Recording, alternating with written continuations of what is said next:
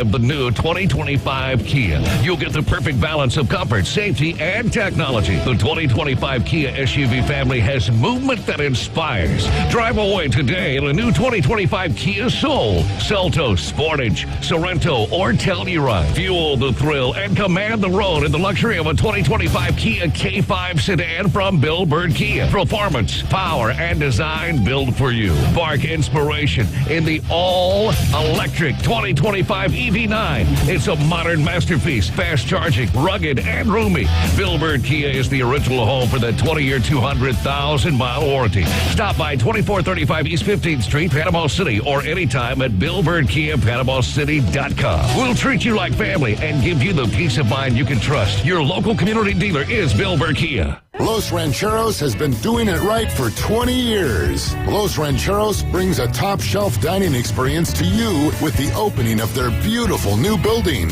Watch all college and pro games on Los Rancheros' 14 large-screen TVs with great drink specials daily from 2 to 5 and during all the games. Los Rancheros, the place for live sports and great food on 23rd Street between Jenks and Harrison. Visit the newly remodeled Mid-South Lumber Hardware and Feed Store in Youngstown. They have a full line of plumbing, electrical, hardware, and tools for your DIY home projects, as well as lumber and animal feed. Now offering not only baby chicks and a full line of poultry supplies, but also bunnies and parakeets. They also carry a wide selection of Duplin wines and gourmet products so you don't have to drive to the beach. Come see us at Mid-South Lumber on Highway 231 in Youngstown. Is your restaurant looking a little tired from the long off season? Is your office a little offish? Start the new year off right by giving them a fresh start. Fresh Start Cleaning is now accepting new clients. Ask about their complimentary hood cleaning services. Fresh Start Cleaning. Get clean again with Fresh Start. Call 850-771-6917, 771-6917, and ask about their complimentary hood cleaning services. Honorary Forest Ranger Betty White here, lending a hand to my dear friend Smokey Bear, because for 75 years, he's only said, only you can prevent wildfires. But there's a lot more to say. Like, if you park your car on tall, dry grass, the hot exhaust pipe can start a wildfire. So keep the animals safe, especially the cute shirtless one. Go to SmokeyBear.com to learn more about wildfire prevention. WPLQ Port St. Joe, WGSX Haven. Powered by Panama City Toyota. ESPN Northwest Florida. The Afternoon Underdogs are on the air. Live and local. Weekdays from 4 till 6. This thing is going to be a financial and cultural disaster. The Afternoon Underdogs. Whopper, whopper, whopper, whopper. The Afternoon Underdogs are on the air. ESPN Northwest Florida. Hello, friends. You are now riding with the Afternoon Underdogs. This is ESPN Northwest Florida 104.3 here in Panama City, 101.9 in Port St. Joe. We've got a full house today. I'm David Hayes along with Adam Goff. We've got Banji Bamadella in the house with us, back with us for 2025, man. It feels like it's been a whole year since I've seen you. How's everything been going for you? Everything's been great, man. It's been a lovely start to 2025. Hey, there we go. Caveman Rick in the house as well. And then, of course, one of your favorite people to be on the show with us on Wednesdays is Morgan Hilliard. And we might not have the full 2 hours with her today, but we will have her for a little bit, and we'll see what kind of crazy bits she can say this afternoon, because she basically made a whole 2-hour promo last week. Well, she took care of a lot of promos for like the entirety of 2025. Yeah. Just in last Friday's show. We don't even have to hit F8 on the keyboard anymore. I want to remind you guys about the Holland Hearts ESPN Northwest Florida Magic Express. You can win 2 passes to watch the Orlando Magic take on the Sacramento Kings on Saturday, March 29th. You'll watch that game from a luxury suite. You're going to get free food during the game, plus your hotel is included in the ultimate road trip. We're going to be taking a busload of sports fanatics to ride the Holland Holland Hart's ESPN Northwest Florida Magic Express. And all you got to do to enter is open the ESPN Northwest Florida app and crush the Enter Contest button. That's brought to you by PCB Hobby, Panama City Toyota, Holland Hart's in Fairfield, Hampton Inn on Thomas Drive, and Home 2 Suites. And Paolo Banchero is back this week, potentially tomorrow, I think. And they've been kind of making it without him as well, playing some pretty good basketball. And we will have a few more select games as we get through this season. Pretty much wrapping up college football tomorrow night, and then we'll have the national championship. What's that going to be? January 20th, which is a Monday, and then we'll have all of the NFL playoffs, and that'll be getting going this Saturday with a doubleheader and then a tripleheader on Saturday or Sunday and Monday. Vikings and Rams, provided that they end up playing that game over there in Los Angeles at SoFi Stadium, because you know the wildfires over there. I mean, what's so wild about those wildfires is normally when something happens to California, it's all over the news. I had to go to Twitter to see anything about this. I didn't see very much about it. That's the world we're living in nowadays, where most people have to go to Twitter to get their actual real news. Yeah. Facts. Or the Panama City News Herald. Shout out, Banshee. There you go. But there's a lot of things that go on in the state of California that don't get covered like they should too. So, but we'll leave it at that. All right. Sounds. There you go, man. But yeah, lots of people have evacuated, and it just keeps getting bigger. It's horrific. And bigger. And, just thoughts and prayers there with the people of California as they are dealing with that. And no matter how you feel about that state or some of the things that may have gone on, that's still people. And they still are important. And there's probably a lot of people around here that have family members from over there. So very tough situation. And that fire could affect the game Monday evening. The Rams had a scheduled day off of practice today. They'll be getting back to it tomorrow afternoon. Let's see here. What do we want to dive into? I mean, some of the more ironic news is that Tom Brady, right, he's the minority owner of the Las Vegas Raiders, and he has reached out to Bill Belichick about trying to get him to rethink taking the North Carolina job, which he's already taken that. What do you think about that whole situation? Do you think that would be a good match where Tom Brady and Bill Belichick essentially switch roles, and Bill is underneath Tom Brady at that point in time? I thought the whole thing with that was that Tom wasn't that big of a fan of Bill, especially towards the end. So I'm like, the fact that he's like trying to bring him in, I guess it's one of those of like, I might not like you personally, but professionally, you are the best at what you do. And I think it'd be a good thing for sure, because Vegas has gone through how many coaches now with Gruden, with McDaniel, and then now Antonio Pierce. Right. It's like, they would. Well, then there was a couple interims in between there as well. Yeah. Bisaccia, which I really thought should have got the job, and then Antonio Pierce was the interim coach, and I was really excited when they, let him become the full-time head coach. And I don't know, it's tough when you don't have a good roster in place to fire the coach. But Brady's like, hey, it's a new regime now. I own 5% of the team, so we're going to change the whole thing. Hey, you got to have some thoughts on this, Caveman Rick. I talked about it yesterday a little bit. Tom Brady doing this, I think it's a little bit like you said, kind of like a coup. I think Mark Davis maybe a little bit of a how should you say, like easy prey of an owner for Tom Brady to kind of swoop in there with maybe a group of people with a bunch of money and somehow kind of oust him here in the short term and then like kind of take that team over. Kind of funny wanting to bring Bill Belichick in. Don't know, why he would kind of do that. Kind of like how Banji said, he thought the relationship kind of soured at the end. Unless it's, hey, like, if I can get him to come back, at least I can tell him what to do for a change. Obviously, it won't be for as long as Tom stayed in New England, because I don't think, Belichick might not even live that long. But, it is kind of interesting. I just, I would think that, if they can get a guy like a Bill Belichick, because of the name that, he has and like the draw that he can bring, I could see why they might want to do that. I just think, that, without Tom Brady as his quarterback, look at what Bill Belichick's record is. I mean, you could talk about even a guy like Andy Reid. He's a great, coach, has a lot of wins. He's right up there like top 3, top 4 right now, right? Well, he was my coach in Philadelphia. He didn't win nothing with Donovan McNabb. So he didn't win nothing until he had Patrick Mahomes. So take Patrick Mahomes away. What's Andy Reid really have? You know what I mean? So there's maybe something to be said there too. Well, any thoughts? Go ahead. Yeah, for me, it's if you're going to bring Belichick in, which by all rights, you look at the rest of the league in the last, 2 years, and you go, okay, well, nobody wants any part of Bill Belichick. Mm-hmm. Now Brady goes to Vegas, and he owns 5% of it. They're going to be bringing, if he wants to bring Belichick in, I'm curious in what regard, right? Is he going to be a general manager? Is he going to be a head coach? Is he going to be both? Like, what capacity are they bringing him back for?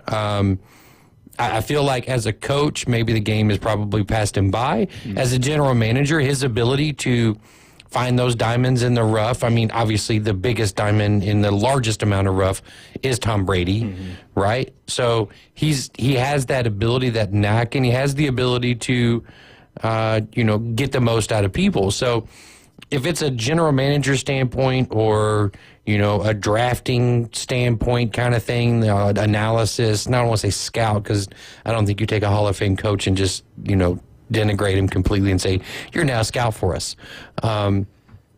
But if he's a general manager or, a front office making, personnel decisions on as far as the draft and free agency and things like that, then absolutely bring him on, because I think his mind works best that way. But we've seen it time and time again with people other than Bill Belichick. The head coach GM thing just does not work. Yes, but a big example was, I believe, Bill O'Brien in Houston. Oh, my goodness. When you talk about a complete failure. But I was thinking more of, Bill Belichick wouldn't be top of my list if I was Brady. Vrabel out there, Pete Carroll out there. I was thinking those kind of guys, to me, would fit that kind of coaching style that Brady might want. But, I can see why Belichick, because it's the success is there, everything is there, but he wouldn't be the first name on my list, is what I would think, for if I was Tom Brady with the 5% or however much he owns of the Raiders. Yeah, and again, Jimmy on YouTube. Hey, Jimmy, appreciate you as always. Cobalt also tuning in. He says, Bill was always under Brady, losing record without him, and Tom wins a Super Bowl 1 year removed from New England. So there is that, right? But I think for me, I hope, just for Rick's sake and for Cowboys fans' sake, that Belichick does go to the Raiders and coaches them, because then Rick would have a new most hated team other than the Cowboys. No, that'll never change. No? Okay. Yeah, all right. Maybe I think it would go Cowboys, Cheatriots. Probably so. How he puts it. He puts it as the Patriot, or the Patriots calls them the Cheatriots. I'm glad that we could spend 9 minutes talking about that. I got you guys talking about something that's not even going to happen, because he's already turned them down. Says has he? Okay. Goal is to stay over there in North Carolina. But I loved hearing about the thoughts, and it is, a discussion to be had, because just because he said no doesn't mean that it still couldn't happen if he, I believe that his buyout goes from $10 million to $1 million after June 1st, according to Tyler Bishop from yesterday. Yeah. Which is kind of wild. Why, before the season even starts, your buyout drops tremendously. Well, didn't he have that 350-page dossier that he had already I think that was printed up, and you debunked, wasn't it? You would think that would be in there. The buyout or the dossier? The dossier. I don't know. I would think, Snopes it. Here's the thing, why would it not be? Does that not sound like a Belichickian type thing?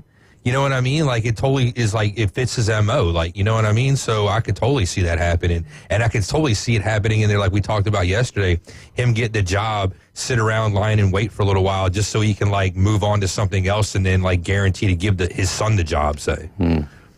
Well, it didn't work out for his other son. It was his hand-picked successor in New England. He got 1 whole year, which do you think that was always the plan, just to give Mayo 1 year, or do you think? No, I don't think. Do you think them beating Buffalo and losing the number 1 pick was just the final straw? I think so. I would hate if that's the case. I think that I think Kraft handpicked Mayo, and then kind of realized maybe that, which again, it goes right back to my thoughts with the Raiders and Antonio Pierce. The fact is, why are you getting rid of a guy after he had 1 year when Vegas win totals, not Las Vegas Raiders, but the Vegas win totals for the Patriots was 4.5 wins. So if you're, or maybe I'm thinking of the Gators, but it wasn't. They were supposed. A lot of people were pegging the Patriots to have the number 1 overall pick in the first place. So if that is the hype around you, now of course every team wants to win, and for the Patriots, it's been bad season after bad season since Tom Brady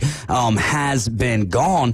But at the end of the day, if you're going to pick a guy, you got to give him a couple of years, right? Because the only thing that I can think of was either they have their candidate in mind now, who they don't want to get to the New York Jets, and my thoughts on that would be Mike Vrabel. I think that Kraft would really like to have Vrabel, or the things that were going on behind the scenes that we're not privy to were just, was he too much of a player's coach? I never got that vibe that he was too much of a player's coach, right? Because I think that if you're an owner and you see your guys kind of buddy with the players and not necessarily working in the same harmony as what you would like with the front office and with the ownership, then that could be problematic or at least lead to problems. But I'm not sure. What do you have any thoughts on this, Benji? You alluded to, I think the worst thing that Mayo could have done was have a good year, because I think that would have gone out of Kraft's plans. I think Kraft wanted Vrabel last year, couldn't get him, so now they had Mayo, and this was kind of like a one-off year of, okay, if he does well, that's great. If he doesn't do well, even better, we can fire him and then get the guy we want. So I think it was that kind of situation, which is, it's very unfortunate, because it just, on the outside, it just looks awful, to me at least. It looks awful. Yeah. I would say spoiled, like, how fan bases get. You're so used to winning, so used to a certain culture, you're not seeing the same thing that you saw for 20 years, right? And now you're displeased because you're not seeing that. Well, I mean, shocker. The guy that was the architect of it all is not there anymore. So right. Of course it's not going to be the same. And if you expect it to, then you're the one that's at fault. That's a great point. Man, Benji, how long you got today? I can do as long as you need me. All right. Well, let's dive into some NFL playoff talk. Well, at least we got you for the first hour, right? So we're going to be talking, obviously, about local athletics coming up in the next segment. Of course, Benji Bombadella is your local sports reporter here for the Panama City News Herald, and we're so thankful to have him back in the building with us. Oh, actually, before that, big game in the NBA tonight. I haven't been watching any NBA this year, but Cavs and Thunder. What's your thoughts on that game this evening? I mean, two of the hottest teams in the NBA, and Shea he should get an MVP at some point. It might not be this year again, because I don't know, but he has the record now, and he has all the stats to back it. But the Cavs play good team basketball. That's one of those where it's like, you would think, oh, Donovan Mitchell, he's the main guy, he's just the star, but they have Karis LeVert, they got Darius Garland, who should be an all-star this year. They have multiple guys that Mobley gets no love. Exactly, right? But it's they have so many guys where it's just like that team just works as a cohesive unit, and it's going to be a good one. It's kind of hard because the Thunder are on a 15-game win streak. Ooh, that one's hard. I would go with the Thunder though, because I think they have the better team and the more complete team. AG, where you at on this game this evening? I got to go Spida, Donovan Mitchell. Yeah. I mean, I'm a Celtics fan, but what Donovan's doing up there in Cleveland, of all places, I mean, we haven't seen Cleveland be anything without LeBron, in those years, and what he's got cooking up there. And I'm not saying he's the sole, he's solely responsible for what they're doing, but I think he's a part of that culture, that mindset that Benji's talking about, of that just team unity and everybody on the same page. Because when you watch Cleveland play, it looks like there are a bunch of Donovan Mitchells out there. Mm-hmm. And it's like, okay, well, was that Mitchell? Was that LeVert? Was that Garland? Who was that just made that play? Because they all play with the same style and the same, I don't want to say same ability, because I think Donovan's ahead of them, but you can all see that they have that same blueprint in the back of their head. Mm-hmm. But, Oklahoma City, man, it's their length. Their length is absolutely just astounding. It reminds me of some of those Celtics teams back in the day in the 80s, where you just had these long lean, athletic dudes that were getting up and down the floor that just no one could compete with. And they're still physical, but they can also shoot the rock. And then, SGA, which, granted he's a Kentucky guy, so I'm not a huge fan, but I'm a fan of his game. But I think Donovan gets it done. Caveman Rick, you got any thoughts on this one? Nah, I haven't paid attention too much, so if I say something, it's probably not going to be accurate. Hey, Cleveland's a 2.5-point favorite tonight at the house. They're also 18-1, and the Thunder are 13-3 on the road. I'm going to take the Cavaliers at the house since they've been so good this entire season to this point. Maybe you could be looking at maybe an NBA Finals preview type deal. What's the NBA Finals preview for you, Benji? Celtics, Thunder. Yeah, Celtics. Yeah. Who's going to get past the Celtics this year? So Thunder, though, so we've got 50% in tonight to get a look at. And who knows, man? The Cavaliers could maybe. Has Cleveland played? Obviously, they've played. Have they beaten Boston this year? Yes. Yeah. And Boston handed them. Yeah, I was about to say. I felt like Boston handed them their first loss, and then Cleveland came back and beat them like a week later, I think. All right, let's move on to some NFL playoffs here. What is the Super Bowl matchup that you want to see, Benji? Realistically? Just like dream scenarios. Dream scenario? Ooh. Well, Lions definitely in the NFC. I just want to see the Lions get to a Super Bowl. That's something that I'd love to see. But then the AFC, the Bills. Let Josh Allen get into a Super Bowl one time. I want to see that. Lions and Bills. Lions and Bills. So first time Super Bowl winner guaranteed right there. AG. Lions Ravens. Ravens. Again, the Lions are everyone's sweetheart story unless you have a team in the playoffs, which obviously I don't. Right? But unless you have a team in the playoffs, I think the rest of America wants the Lions to do it because, what's a better story in the NFL right now? Right. In sports right now than the Detroit Lions? This hard-nosed town that's, gone through just decades of just mediocrity to now all of a sudden they're world beaters. Probably Aaron Rodgers with the Jets. Just because of the negative side of it. No. Well, but then obviously the Ravens I want in there because Lamar. Yeah. And then just a little added bonus. If it's Lions-Ravens, I get Teddy Bridgewater, Lamar Jackson. I'm good either way.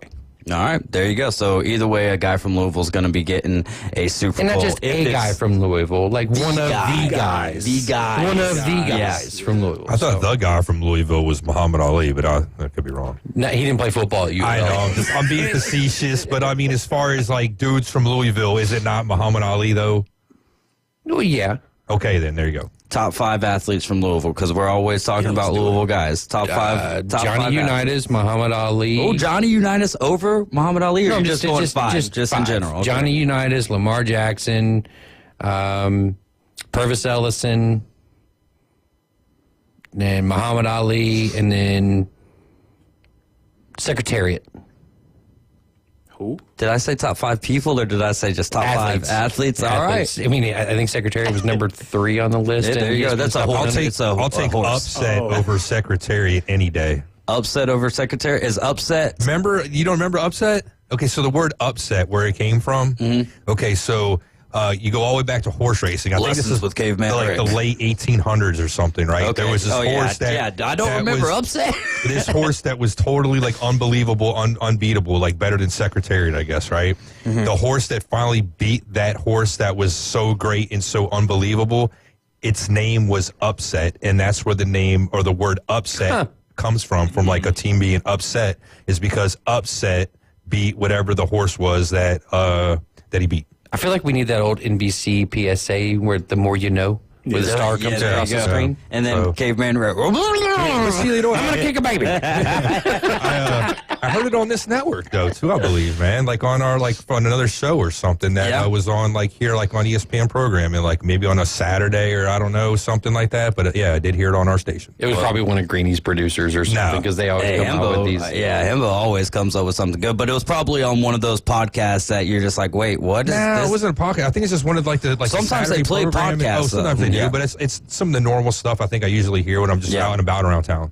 Well, we're taking your calls and text 850-214. 215-6290. Coming up next, we're going to dive into the local athletic scene here with the Panama City News reporter for the Panama City News Herald, Banji Bomadelli. Y'all keep it locked in, and if you got any questions for him, 850-215-6290.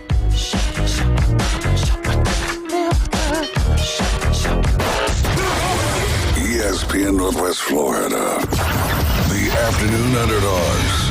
He's too prideful to step away. We have the right money and players and people. We don't utilize them correctly. And what are we doing? Why do I have to watch CeeDee Lamb be so prideful and then come to the sidelines and talk crap to our own team? I should never have to see that. 4 to 6 weekdays. 104.3 ESPN Northwest Florida.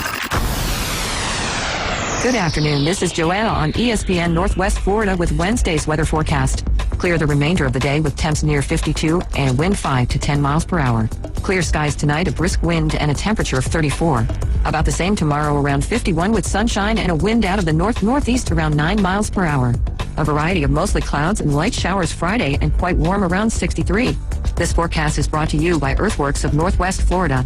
Thank you for keeping that dial at ESPN Northwest Florida. Rely on it.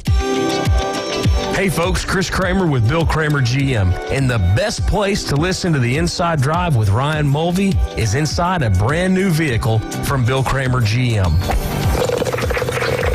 And I want you to know we've got 10 times the amount of inventory on the ground as we did this time last year, and darn near all of them are discounted. So shop us online at BillKramerGM.com or visit us the corner of Frankfurt and 23rd. We'll make it easy and take great care of you.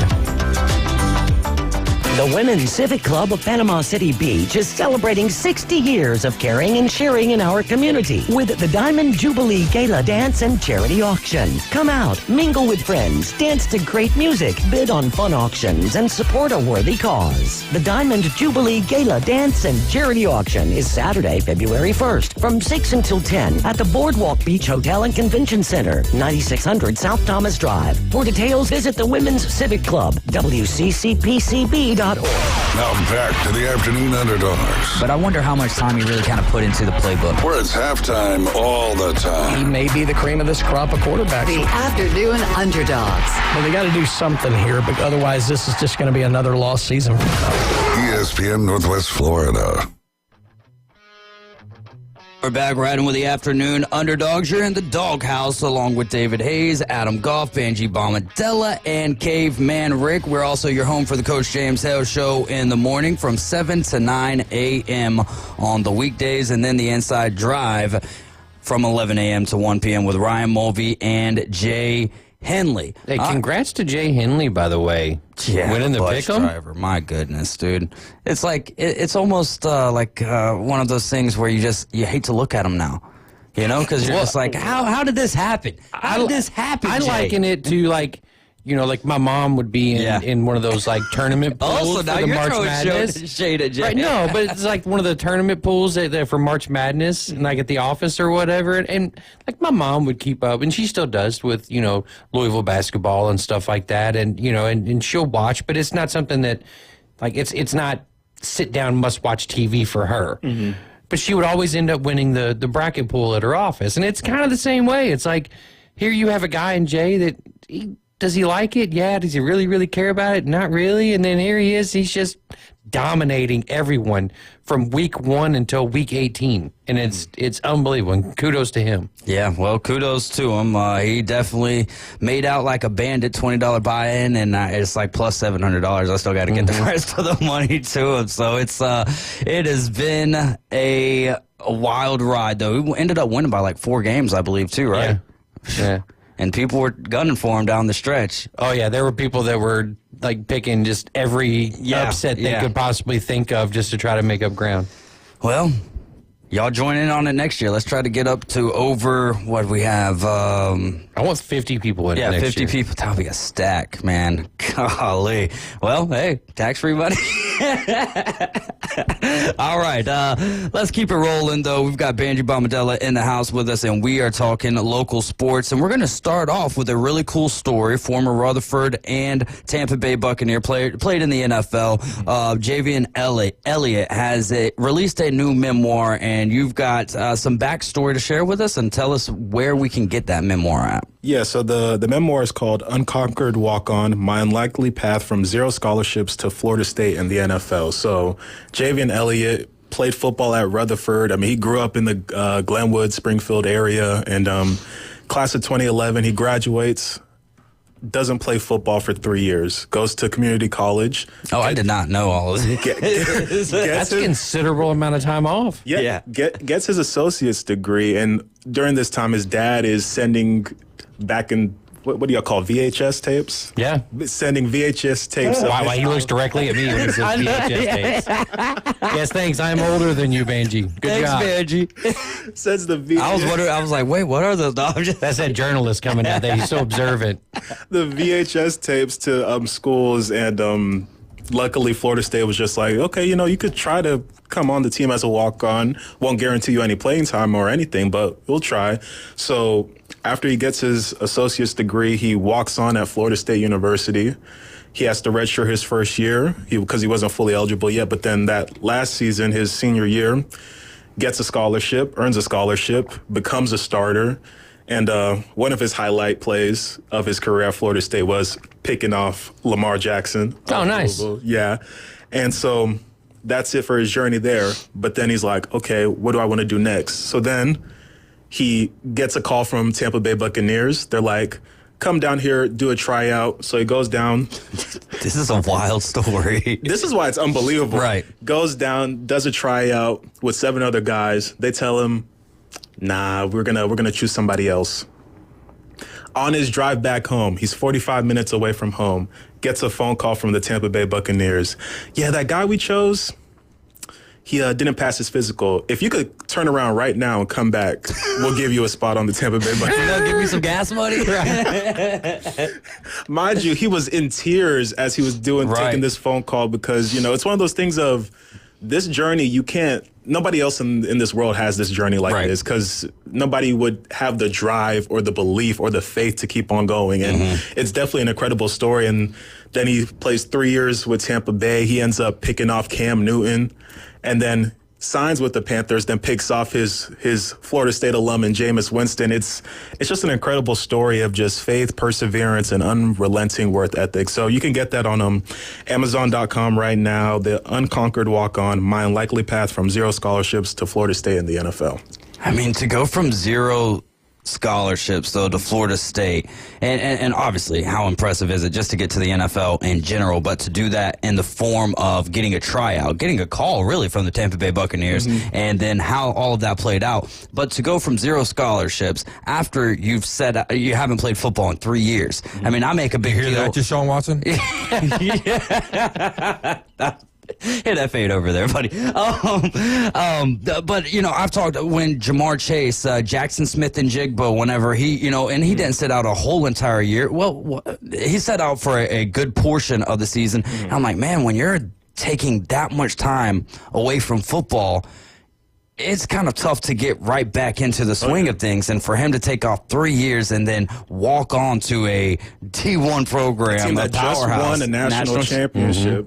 Oh yeah, wow, that's impressive stuff. We need to you need to help hook me up to get him on the show with us because that would be a lot of fun to have him on. So yeah, go make sure you get that memoir, man. I went and checked out his Facebook, and I'm definitely going to try to get my hands on that literature there. Well, and then what a just story. to be able to pick off Lamar Jackson. Well, not even just get to the league, but stay in the league, right? And then not only stay in the league for 3 years, but then you get another contract in the league. Like, that second contract in the National Football League is one of the hardest things to attain. And, so to go from where he was to that, like, I don't care what he does the rest. Like, that was amazing. Yeah, so now he will be coaching the defensive backs at Rutherford High School. Oh, Coach Nuke just hey, man, and that team was one of the more fun teams to watch in the county. We had a lot of great teams in the county last year, but when you've got a former professional coaching up your D-backs, that secondary's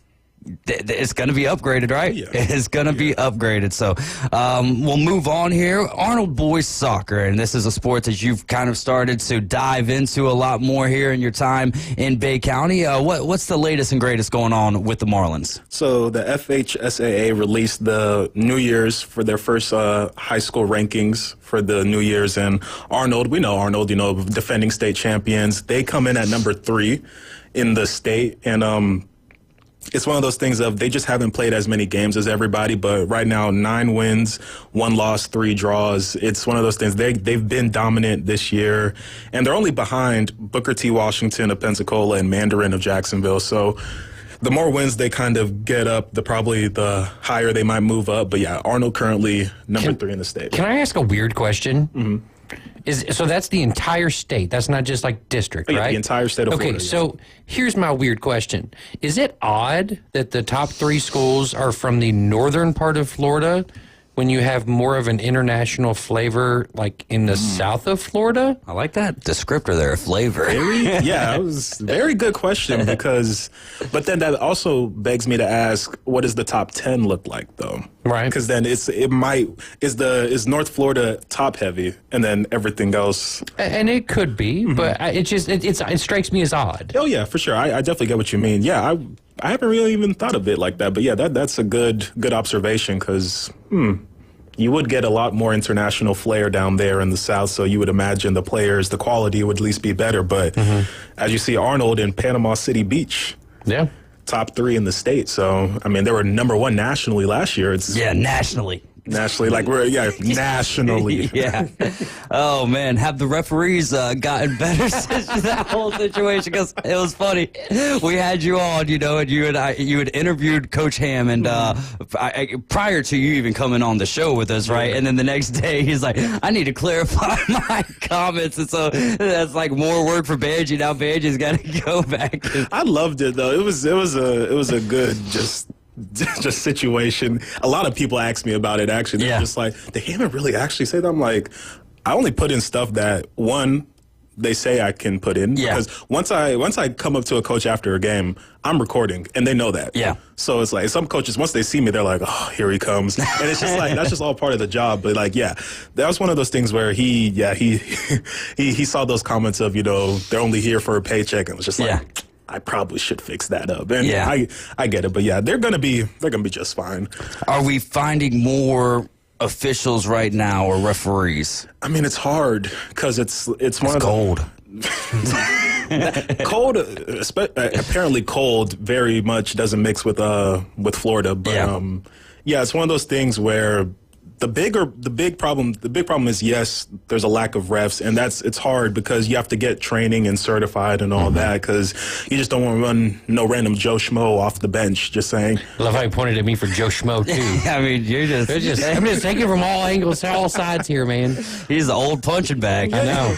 But yeah, the Joe Schmoes of the world, you just don't want them to just come off the couch and be like, yeah, that's a penalty, like, right? So it's hard, but also, when games get canceled or games get moved, that shifts to everything. Like a ref who was available to cover that game now doesn't cover because they have another game to do. So now it just creates a lot of disparity. And to be fair, I mean, the NFL dealt with this for years before they were actually paid to be NFL officials, right? Because they all had day jobs. And they would do NFL games on the side. Now, granted, they got paid handsomely for it, but they saw that kind of thing, going on at that level. So I can't imagine what it's like at the state level or even the county level, trying to figure out, okay, well, we've got Joe Smith over here and we've got John Law. So what are we, he can work on Fridays, but he can't work on the third Tuesday of every month. So I can imagine it's a lot more difficult. But yeah, the training and certification, I think, is probably the biggest hindrance, because as much as we all know sports and we love sports and we can regurgitate a whole lot of just trivial nonsense and we can identify what's a foul and what's not a foul and this and that, it's a lot harder than just being able to watch it and go, oh, well, yeah, that's a penalty. There's more nuance to it than what we make of it. And so being able to understand what those nuances are and seeking that training and the time to seek that training, I imagine that's probably the biggest hurdle. Yeah, and while you were saying that, I was just thinking of like me and a buddy one time, we were at a tennis match and we literally spent an hour and a half just naming past and present NFL players. It's like, that's how much stuff we can regurgitate. But when it comes to rules, it's like, right. Yeah. Yeah, but I'm just like that, stuff like that where you're just like, is that a foul? Is that not a foul? It's like, so you have to get taught and trained about that. You just don't regular Joe Schmo just doing it. So yeah, it's something that I don't think it'll be a problem in the future because over time, everything kind of balances itself out. Right. So, hopefully we get these referee, numbers up and stuff like that. Yeah. Hey, there you go. I know Coach Olds is raising up some great officials over there. We see him at the flag football fields all the time. I know they do softball with them and all of that good stuff. So Coach Olds for sure will at least help the referee numbers there. And if you have any interest in helping the community out, especially the local sports scene, I'm not entirely sure on who I would contact, but I will put you in contact with Coach Olds, and he'll help make that happen. County Athletic Director Josh Latch would also be a good contact. Absolutely. Because he's the one who I have to give this man credit. He organizes all the middle school, high school sports, location wise and ref wise. So contact him if you want to help him out, because that'll make his job a lot easier. Makes his job easier, and he's the guy that makes our job easier as well. Especially sticking up for us. Like, no, they said you could. Okay, well, we'll make that happen for you. We'll get you access to that. Yeah. We'll get you whatever you need, and we'll make it as easy as we possibly can for you. So, definitely thankful for Josh Latch and really for all of our athletic directors around here. But Josh does a great job, especially when you look at the middle school scene and what they've been able to do and the way that they've been able to grow. We've got Rob on the line. Rob, you're riding along with the Afternoon Underdogs. What do you got for us, sir? Hey, what's up, fellas? Just a little comment on the Joe Schmoes or the average folks. Sometimes those folks, they're not as emotionally attached to the game, so their officiating is a little bit more, I would say, better because they're not emotionally attached. They don't have a history with the game. They know it. But just what do you guys think about that aspect of it? Yeah, I mean, I like that. Like, you take me, for instance, who's a transplant. I mean, like, I would say majority of Panama City is probably transplants from other parts of the country. For a while. Yeah, it's been going that way for a while right, now. So I would think that it would be easier to find someone who isn't, a Bay High person or a Rutherford person or an Arnold person for that matter, because more chances are they probably didn't go to one of these schools around here. So having that, not having that partisanship or that fandom for that, or affinity for that particular school is probably more likely in this area. I mean, I imagine there's probably a better chance of that here than it is maybe in, say, some like bigger counties and bigger cities. Fair enough. Yeah. Family, what do you think? Yeah, what do you think, Vanjie? I guess I agree in a sense. I think maybe when I said Joe Schmo, I meant more like as knowledgeable as probably the people who get trained and stuff like that. Like, I wouldn't want to go to, like, let's say a Mosley football game and just I see a young person, I'm just like, you come in and tell me, is that a hands to the face penalty or not? It's like, would they know, or I don't know. It's just we want seasoned officials calling the games. Not too old. They got to start somewhere, and the kids are learning at the same age, right? Right, but I would say that the younger referees and officials should be learning at the recreational level and then work their way up until they've proven that they can make the right calls, that the coaches aren't going to influence their calls, and that they can handle the, words and attitudes that they're going to get from coaches and from players and fans. And from fans. And that one's the worst of all. But, when you're on the field there and you're hearing it from a kid, when you're a referee and you hear anything from a kid that is in a negative sense, from an athlete at that, you got to use the whistle. You can't take that from them. From coaches, you got to find that line. All right, what is, you're doing your job to, now you're just kind of being a pain in my rear end. And so, yeah, I'm with Banji on that sense of where I want guys who know what they're doing. We're not going to be able to get the best of the best every time, but we do want our crews to care. You're not just like what Coach Hammond, he didn't mean it in a negative way. They're just here for a paycheck. But if an official is only there for the paycheck and not for for doing the best job that he can do, then, I mean, that's kind of a waste of everyone's time at that point in time. I mean, you can want in one hand and you know what you got to do in the other. Right. But, I mean, yeah. I remember years ago I had a squadron commander say, you know, if you join the military for a paycheck, then I don't want you in my military. Well, some of us needed that paycheck. Yeah. And that was absolutely motivation for us, you know, to do the job. Yes, you know, there's the patriotism and this, that, and the third on the side. But work is work, and if you have that... Okay, but let me ask you this, bud. All right? So you're only there... by the way. Yes, absolutely. But you're only there... All right, so you're there for the paycheck, right? But if you're not performing the duties at the level that you need to perform them, then you're not going to be collecting that paycheck very long. Absolutely. And that's what I'm saying is... So, yes, it's okay for the official to just want their paycheck. However, you need to, still be there for the... You're getting the paycheck, but... that you got to put the work in to get that paycheck. Yes, you got to earn the paper. Yeah, and so that's, I guess that's my issue is, so if we've had, there was a few situations last year with Florida High and Mosley. You had the Escambia Bay game, and there's like, we don't need to see the replays that we've seen 300 times afterwards to prove that. Come on, man. Like, and sometimes there is home cooking. Like there is those elements, and that's why it's tough. There's always the human element, and it's always easier to see from certain angles, right? And that's why it's so hard from especially the media position to really criticize officials. At least from my standpoint, I don't like to criticize these guys because I know how tough it is. I know when I've refereed youth basketball and stuff, I'm like, oh man, like he only took one extra step and he's 3 years old. Like you know what I mean? It's like one of those things of how far do you let them bend the rules and all of that good stuff. But if you're blatantly making bad calls or blatantly making calls for a team that you have favor for, then there's an issue there with your integrity, and that's what officials need to have, right? I mean, I think all of us would hope that. Go ahead. How are these guys checked and balanced then? So if there is a discrepancy, a blatant discrepancy at a game, like one of these high school games, how are those fixed? I don't think that they get fixed. It's just kind of like something that happens in the NFL. It's like Arizona State in the Texas game and the targeting and how they appealed, that decision. But it's not going to change the outcome of that game. That game is over and done with. And so, the officials who were officiating that game are going to, have a conference with their people. But I'm sure that the FHSAA, because there's different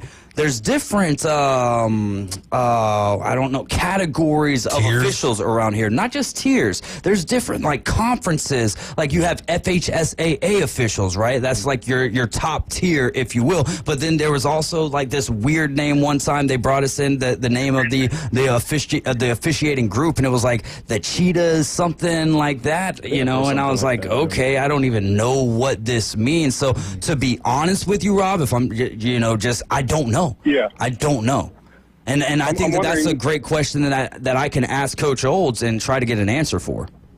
Yeah, so it sounds so would we see the same set of officials officiating a Bay and Rutherford game, officiating a playoff game at the end of the season?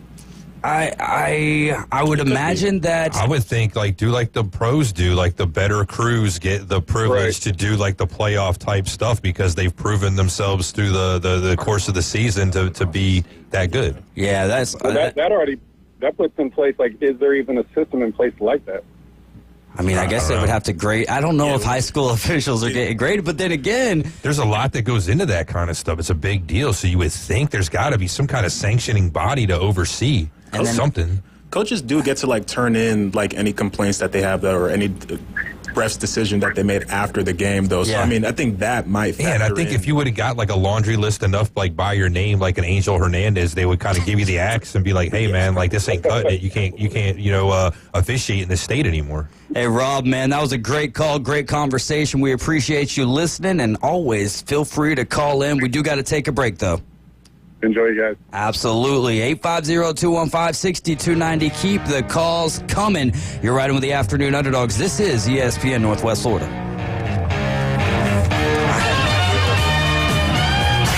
ESPN Northwest Florida. It's the Coach James Hale Show. It was exposed that Jalen was having a little affair with and dating the therapist on the team, which is a total no-no. I don't know how you get smart when you're already stupid. So, how do you treat it like a... Weekday mornings 7 to 9, ESPN Northwest Florida. Good afternoon. This is Joanna on ESPN Northwest Florida with Wednesday's weather forecast. Clear the remainder of the day with temps near 52 and wind 5 to 10 miles per hour. Clear skies tonight, a brisk wind and a temperature of 34. About the same tomorrow, around 51 with sunshine and a wind out of the north-northeast around 9 miles per hour. A variety of mostly clouds and light showers Friday and quite warm around 63. This forecast is brought to you by Earthworks of Northwest Florida. Thank you for keeping that dial at ESPN Northwest Florida. Rely on it. As a realtor, it's important who you choose as your title company. May we suggest South Oak Title? Their offices are modern, comfortable, and state-of-the-art. South Oak Title can close transactions in any location in Florida, Alabama, and Tennessee. Their free mobile app allows realtors to deliver a net sheet in seconds. They provide mobile closing services to accommodate buyers and sellers. Their offices are beautifully decorated, state-of-the-art, complete, safe, and secure. South Oak Title, creating a better title and closing experience through technology and tailored service. Visit them online at southoaktitle.com. Tired of flipping through channels and finding nothing good? Introducing Lucid Stream TV. Get over 2,000 live streaming channels. Catch every game of the season with over 100 sports networks, including ESPN, ESPN Plus, the NFL Network, and Red Zone. Even pay-per-view events. Watch local network channels from most major markets throughout the country. Fox, ABC, CBS, and NBC. Just $41.99 a month. Cut the cord, not the fun. To get Lucid Stream TV, go to ESPNPC.com and click the Lucid TV logo. He's so old, he buys his clothes at the same store he buys his groceries. Are you wearing a grocery bag? I talk sports in my underwear. I'm going to wear nothing but a thong and a top hat. Caveman Rick is part of the Afternoon Underdogs on ESPN Northwest Florida. Welcome back. You're right with the Afternoon Underdogs. This is ESPN Northwest Florida, your spot for select Orlando Magic games. Speaking of that, man, go get the app. Just go to your ESPN app store. Go to your Google Play or your Apple store and type in 104.3 ESPN Northwest Florida. Get the app and crush the Enter Contest button, and you could win 2 passes to see the Magic take on the Sacramento Kings. Plus, you're going to be getting a hotel room. You're going to have free food during the game. And what better way to watch a game than from a luxury suite? You ever watched a game from a suite before? At FSU, in fact. Yeah, a couple years ago. It was FSU Notre Dame basketball. I got to see a hockey game once. In a suite? Yes, Atlanta Thrashers and Washington Capitals. Did you like that better than being in the crowd? That would be like the one sport where I was like, I want to be in the thick of it. I mean, I like being in the thick of it, but I mean, it was like great view, it was banging. I mean, like, free alcohol, it was double fisting the whole night, food, on the house. So, yeah, it was a great experience, man. Do it the right way, man. High end. They let you in a suite? Yeah, man. Like, come on, man. Like, I've never got to watch from a suite, but I'd much rather be like in the stands than in a suite. Yeah, you're not allowed to drink too much alcohol up there in the suite. Yeah, Barbie's in the building with They us. wouldn't know what to do with me. There was no limit on my. I was making a joke. Actually, when you go as press, sometimes they'll have alcohol in And then there. when you go to the It's like, suite, whoa. too, when you get to the level, it's very much VIP because, right outside those doors, they have, upgraded, bars where you can get drinks and stuff like that on your own. And, yeah, it's a lot more fancy, a lot more bougie. Yeah, but aren't they robotic and they actually measure out how much alcohol they're giving you at once? Most of the time it's just beer. When it's those higher, especially if you go to Churchill Downs, really? where we went to the track. Let's get fancy. Like the one I was at. Well, I mean, I'm from there. You used to, just whatever. Yeah. But you, they would have your own bartender, your own server, and then, they would have their free food, and then they would just free pour, whatever. Right out the door, they had one of those Absolute bars, and it was every flavor of the Absolute vodka that you could imagine. There was probably 3 dozen. Yeah, they would have to cap me at 2 drinks. She's done. Yeah. All right. Well, Benji, post-holiday tournament rankings in basketball, men and women here? Yes, sir. All right. Well, let's start off with the girls side of things. How about that? Yeah, so with the girls, this is, again, the FHSA. They released, their rankings for boys and girls basketball. And locally, Rutherford girls are ranked 46th in the state. They're our highest rank for, basketball, they're 46th. In How the about that, though? Losing Shakira Edwards to Mississippi State, and yeah, you're still sitting 46th in the state. That's pretty impressive. In Yeah. the state, you have the best record at 10-2. It's an incredible achievement because when I watched them back in the Thanksgiving holiday tournament, I would have never thought that that's a even top 100 team in the state. So that's something that Tony Davis is doing an incredible job over there with that. And also the North Bay Haven girls are doing an excellent job too. And beyond that, that's about it for the girls. But for the guys, Mosley, they're, I believe, 159th in the state. But to me, they're having the best season so far. And shortly following them is Arnold, who last year they were 7-18. This year they're now 11-2.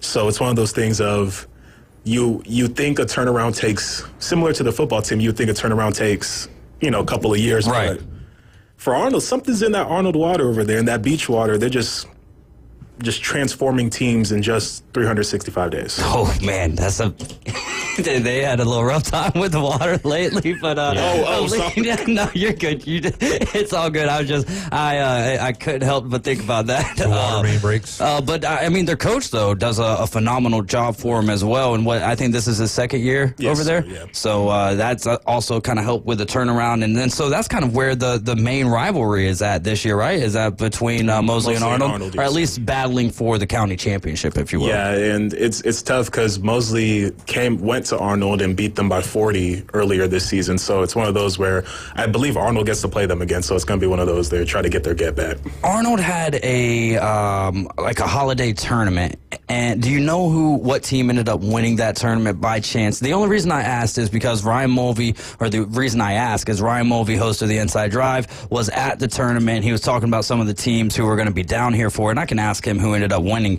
if you don't know. But there was a team from New York, and I'm like, if a team is coming all the way down here to Panama City, Florida, from New York, they're going to win, right? Like, they got to. I don't know who won, but that team right there. Odds-on favorite at that point. So what are some teams that you're kind of looking forward to here in the second half of the season? I'm looking forward to Bozeman because they had such a high. They hit the highest of highs last year with the district championship, best win record, best record in program history, and currently they're at like 7-5, and they got beat by Bay right before the holidays, and it was a bad loss. So I'm looking for them to bounce back, but also Bay themselves too. They have, to me, similar to how their football team was, they have the best squad in Bay County. It's just about putting the best five out there all at the same time. And for the girls, North Bay Haven, Kaylee Goodpaster crossed 1,000 career points in basketball. Feast on the diamond, feast on the court. Honestly, I don't know. Honestly, it's one of those where it's like she might be the best athlete to ever come from North Bay Haven. Who runs the world? Girls. All right, yeah, get your 2 cents in. All right. I had to. All right. What about on the girls' side of things? What are some teams that we're watching? Oh, you just actually the brought boys. that up. Yeah, we're on the boys here. What about the boys' side of things? The boys' side, I'd definitely also say Arnold, because I mean they've already had a good start, but I wanted to see how they do against. They're going to play a more inter-county schedule, heavier schedule towards this end of the season. So it's going to be interesting to see, can they continue that dominance? They beat Rutherford. They lost to Bay. They've lost to Mosley. But can they, wrap it back up, beating Mosley, beating Bay, and then beating North Bay Haven, those kind of teams that they should win? And Rutherford, too, 3-12 on the year. This is something we haven't seen from Coach Ross in a very long time. He's the winningest coach in Bay County history for boys basketball. So it's definitely something to see if can he turn it around, can he flip it around, especially when you're 9 games under 500. Am I allowed to throw in 2 cents one more time? Yeah, of course. Okay, cool. As an Arnold alumnus, I just have to say that friends don't let friends go to school over the bridge. I hope they do it. Okay. So you're saying that people should go to Arnold? Actually, when I was there, when I graduated in 2015, we had a shirt that had that saying on it, and I've never forgotten it. Anytime I cross the Hathaway, that's the first thing I think of is friends don't let friends go over the bridge. Wow, you graduated high school 10 years ago? Yeah, 10 years ago. I know, I am old. I just came from a medical appointment, and I'm like, oh my God, I'm so old right now. How old are you, Benji? I'm am the ripe old age of 22 years old. Yeah, 22 years Oh my old. God. Are you kidding me? And he's the biggest in here, and he's also, like to some extent, maybe the most mature. Like we're over here all cracking jokes and everything, and he's like, "All right, guys, life comes at you fast." Hey, it does. Actually, I got a text about you a few minutes ago saying he's very, very mature and very well spoken. I get that all the time whenever we have you on. It's like people are like He's they an really impressive love. young man. He is, man. Great journalist, and you really what you're doing right now for the Panama City News Herald, especially with the lack of what we've had in that department over the last little bit of time, very impressive. And all the work that people don't see that you put in is cool, quite amazing. And you got a swag-tastic hat as well with the Crayolas, man. Now, how do you pronounce crayon? Crayon? Okay, well, the reason why, some people say crayon, some people say crown, some people say crayon. It depends Caveman how many Rick, drinks I've had. how y'all say it up there in Philly? It's a crayon. Crayon. Yes. How you say it? Depends how many drinks I've had. Depends what accent you're going to get. It's a color. Listen, Oh, my goodness. it's a box, I think. Just Crayola. Were you eating the crowns? You look like you were one of those. I was definitely. She was dipping them in the glue. So I was walking out of work, to head this way, and I was like, I'll see all you lovely people Monday or next week Tuesday because I'm going on vacation. And one of the attorneys was like, "Are you finally getting admitted? It's about time." And I was like, "Okay." There you go. All right, so we got time for one biggest games this week for the local athletic scene. Putting you on the spot here. I know it's tough because I'm trying to look through all of them right now. I believe it's Bay at Bozeman. There's somebody at Bozeman this Friday. I believe it's Bay at Bozeman. This Friday? For boys basketball. I think Bozeman does have Arnold at Bozeman, so they got to travel. Yes. It's a 2:15 tip-off on a Friday. That's weird. I don't know why. Maybe to pack the gym out, right? Like, hey, don't leave school. We've got a big game for you today.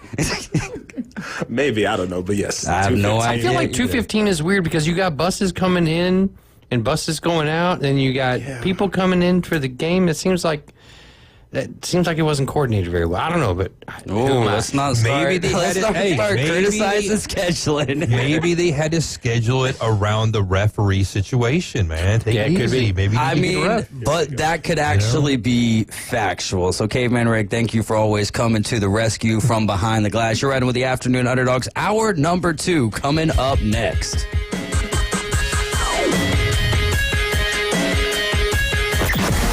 Weather in the Panhandle never stops.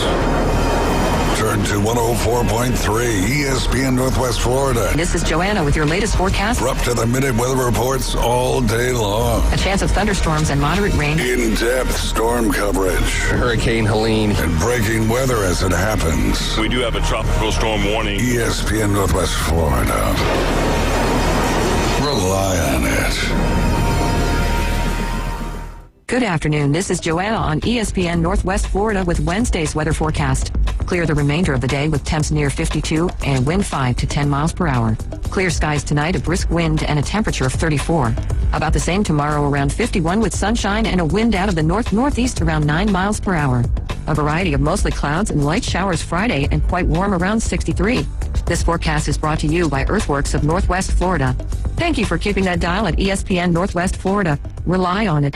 Are you tired of hearing 2 weeks when you call to get your boat worked on? Hey folks, it's Chris Kramer with Kramer Marine and Outdoor, and we'll get you in and back out on the water as quick as possible. We're a full-line Yamaha outboard dealer and Suzuki outboard dealer, and we have master-trained certified mechanics on site. So if it's just an annual service, electronics install, trolling motor install, or all the way up to a full repower, we can take care of you. So stop by and see us in the corner of Frankfurt and 23rd next to Bill Kramer GM, or call us at 850-851-0453. WGSX Lynn Haven, W Field, Q Port St. Joe. Powered by Panama City Toyota. ESPN Northwest Florida.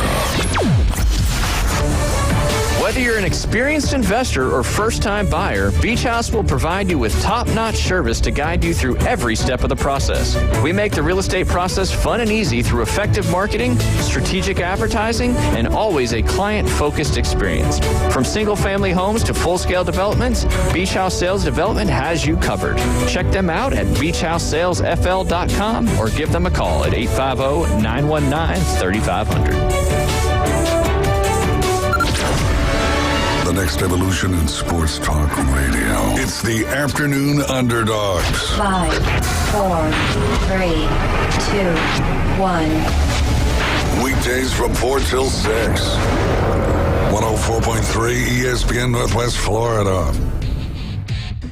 It is hour number 2 of the Afternoon Underdogs. You're listening to ESPN Northwest Florida. We do have a full house, pretty much full to capacity, even though we've had some of the flag football teams in here with us, and that's much more wild than it gets here with a lot more brighter minds because they are the future of America. I'm David Hayes along with Adam Goff. We've got Banji Bombadella in with us for one more segment. He's a Panama City sports reporter for the Panama City News Herald. We've got Morgan Hilliard in the house, and we've got Caveman Rick. And we're going to go ahead and dive into our thoughts for the college football playoffs and the wild card weekend in the NFL. All of these games will be right here on ESPN Northwest Florida. Texas versus Ohio State to get it going. Ohio State's a 6-point favorite, and they've been looking like the cream of the crop. Give us your thoughts on this game, AG, and we'll have enough time in between people to read off some of those YouTube comments as well. The only thing that I think can get Texas over the hump is if you get Quinn Ewers to actually play quarterback. Because what we've been witnessing the last few weeks from him going back to the SEC championship game has not been good enough to beat this Ohio State team, because what Will Howard is doing right now at Ohio State here in these playoffs has been absolutely remarkable. And I think we all knew he was probably capable of this, but we never thought that we would actually see it, just because, especially coming off of that Michigan game and how badly they looked in that game. But this game boils down to Quinn Ewers and whether or not he can be what we all think he could be, or if he's going to be what he has been the last 3 weeks. So based on trends on this game, I've got to go Ohio State in that offense. And then I just don't know if Quinn Ewers has enough in him to stay with this Ohio State offense. The spread has actually dropped down just a half a point, but 5.5 Ohio State, the favorite there in the Goodyear Cotton Bowl Classic. Does Texas, Banji, in your opinion, have any sort of a upper hand possibly playing in Dallas there? No.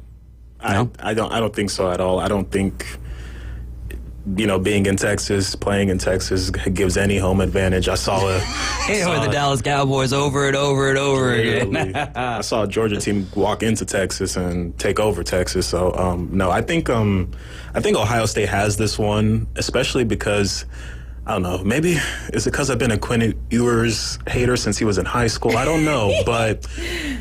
Yeah, once he got the NIL just straight out of high school, I just decided not to like the guy. But yeah, I don't trust him, especially like I said this about 2 weeks ago heading into, this is about Dylan Gabriel, where I was just like, when the big lights come, the biggest of lights come, will he perform? And we saw Ohio State dominated that game. I mean, it felt kind of bad in that first half where I was just like, just stop it. Like they're already dead, right? And it's just like they just kept on going and going and going. But yeah, it's one of those where it's like, who's gonna guard Jeremiah Smith? Honestly, it's one of those where 2 more years. Some scouts are saying he would be the number 1 pick overall right now, and he's still got 2 more years to play for those Ohio State Buckeyes. Morgan, you go next. I think Ryan Day really has something to prove. This is a really hard one to pick because Texas does 2 things very, very well. First and foremost, they do 4-1, exceptionally incredible. Why people are still running it up the middle against them, they need to be checked. Have we learned nothing since the A&M game? Probably not. Also, another thing they do very, very well is they drain the defense in a very different way. A lot of people try to keep a defense on the field, but Texas actually rushes a defense, and I think that not only gasses them quicker than keeping them on the field and just play after play, but they rush downfield. Their drive time is always very, very short, 5 minutes or under. I would even go as far to say 4 minutes and under. That's their advantage for sure. Although I hate Texas, I'm going to have to pick Ohio State. I think the way that they've been performing and the way they have something to prove, I would like to see it. Caveman Rick. Yeah, I brought this up yesterday, too. I think, Ohio State, shouldn't have no problem. If Texas is losing at halftime, I think Tho touched on this yesterday, and maybe they make the move, go with Arch Manning, do the kind of, Jalen Hurts and Tua, yeah. Tua swap. Might have been Tyler, actually, that said that, but it could have been, though. Whichever one. And their last name was Bishop, either way. Yeah. that could make the difference in a game, like a big swing like that, momentum, and that could help Texas. But outside of that, I don't see it happening.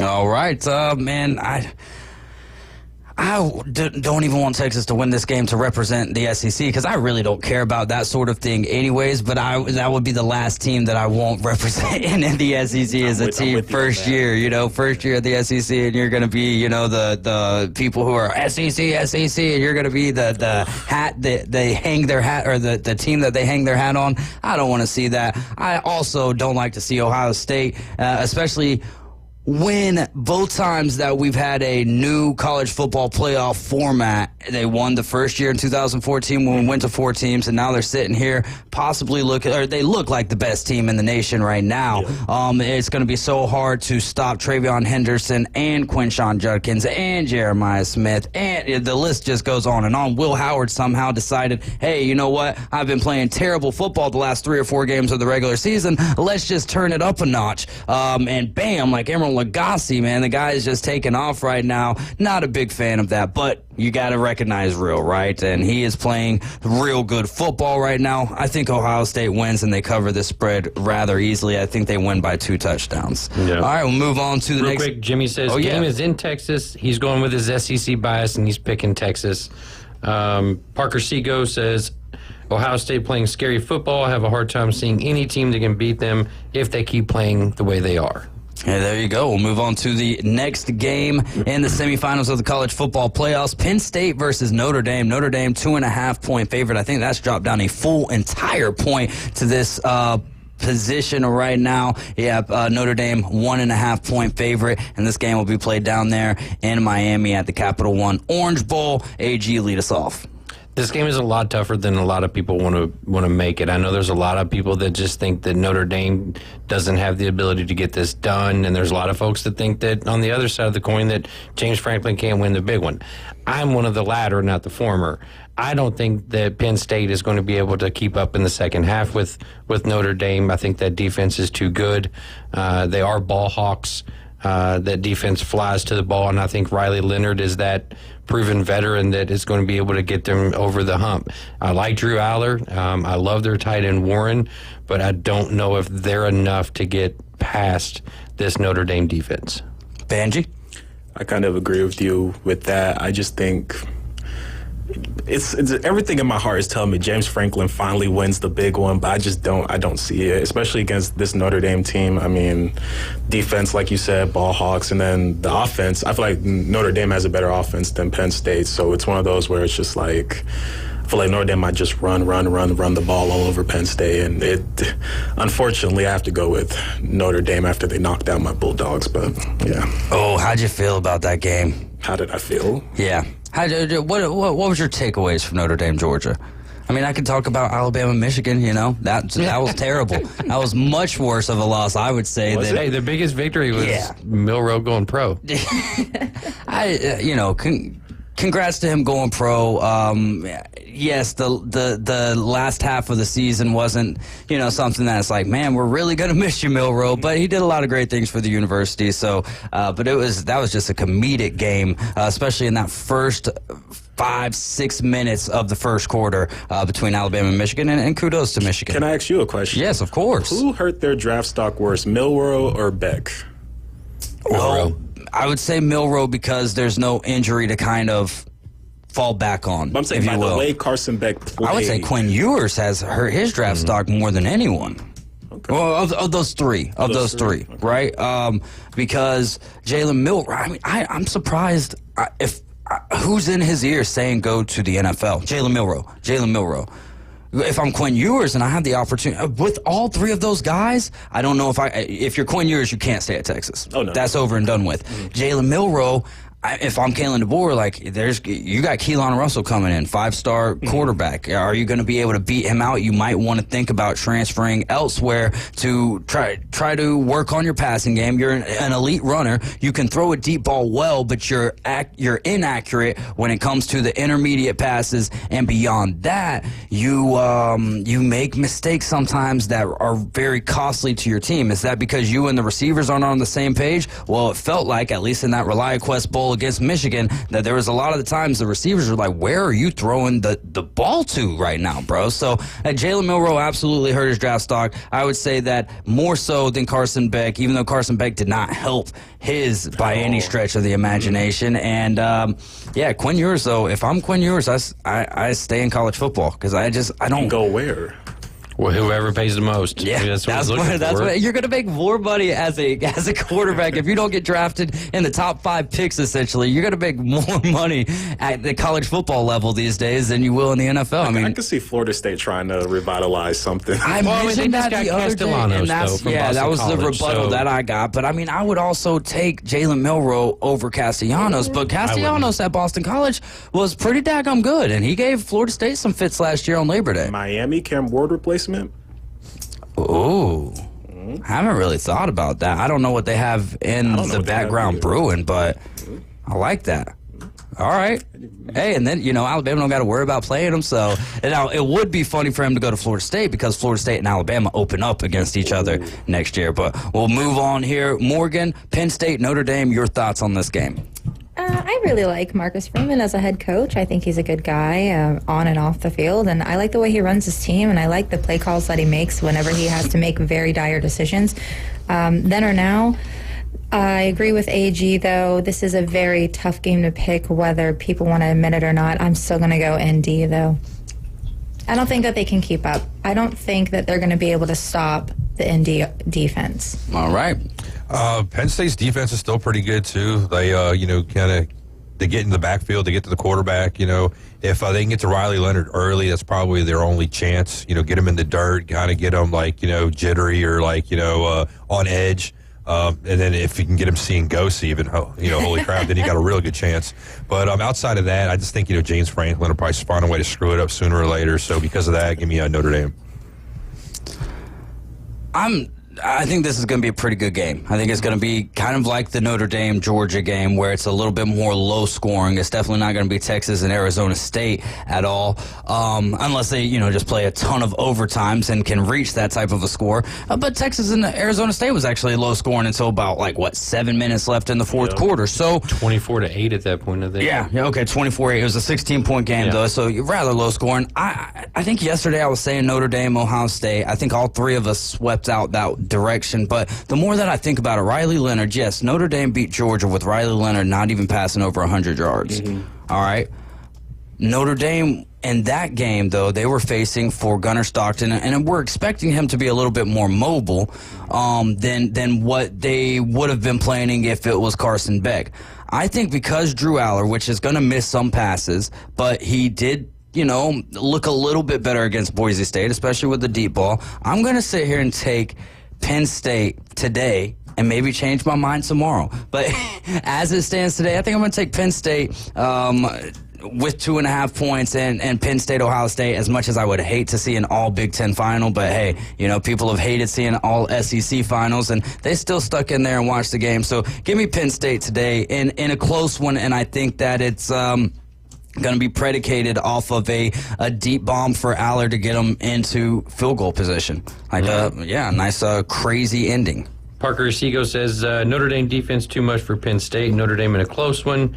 And Jimmy says Penn State in a close one. So kind of a nice mix here. Yeah, there you go, man. I think either way that it goes, it's going to be some good football here on Thursday and Friday. Both games will be right here on ESPN Northwest Florida. Thursday night, you got Ohio State and Texas coverage starting at 6 for a 6:30 kickoff. And same time, but a different day for Notre Dame and Penn State. That'll be Friday evening. We'll move to the wild card playoffs here. And what we'll do first to ensure that we get all of Banji's picks is I'm going to go go through Banji's picks, and then we'll just kind of take the next segment and finish talking about all of these games. But Banji, take as much time as you need here. Chargers versus the Texans. Texans 3-point favorite. Total sitting at 42.5.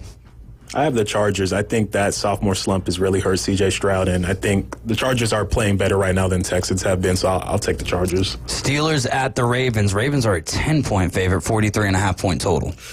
Oof. I'll take the Ravens. Lamar right now is the MVP, and he's playing out of his mind. How happy does that make Jimmy? you? How happy does that make you? We'll have another discussion about that next Wednesday. Broncos at the Bills. Bills a 9-point favorite here. This one, I'm actually inclined to say Denver. I know it's at Buffalo, but Denver's defense, Pat Surtain, the Batonio guy. We do not be surprised if the Broncos pull off the upset. That's all I'll say.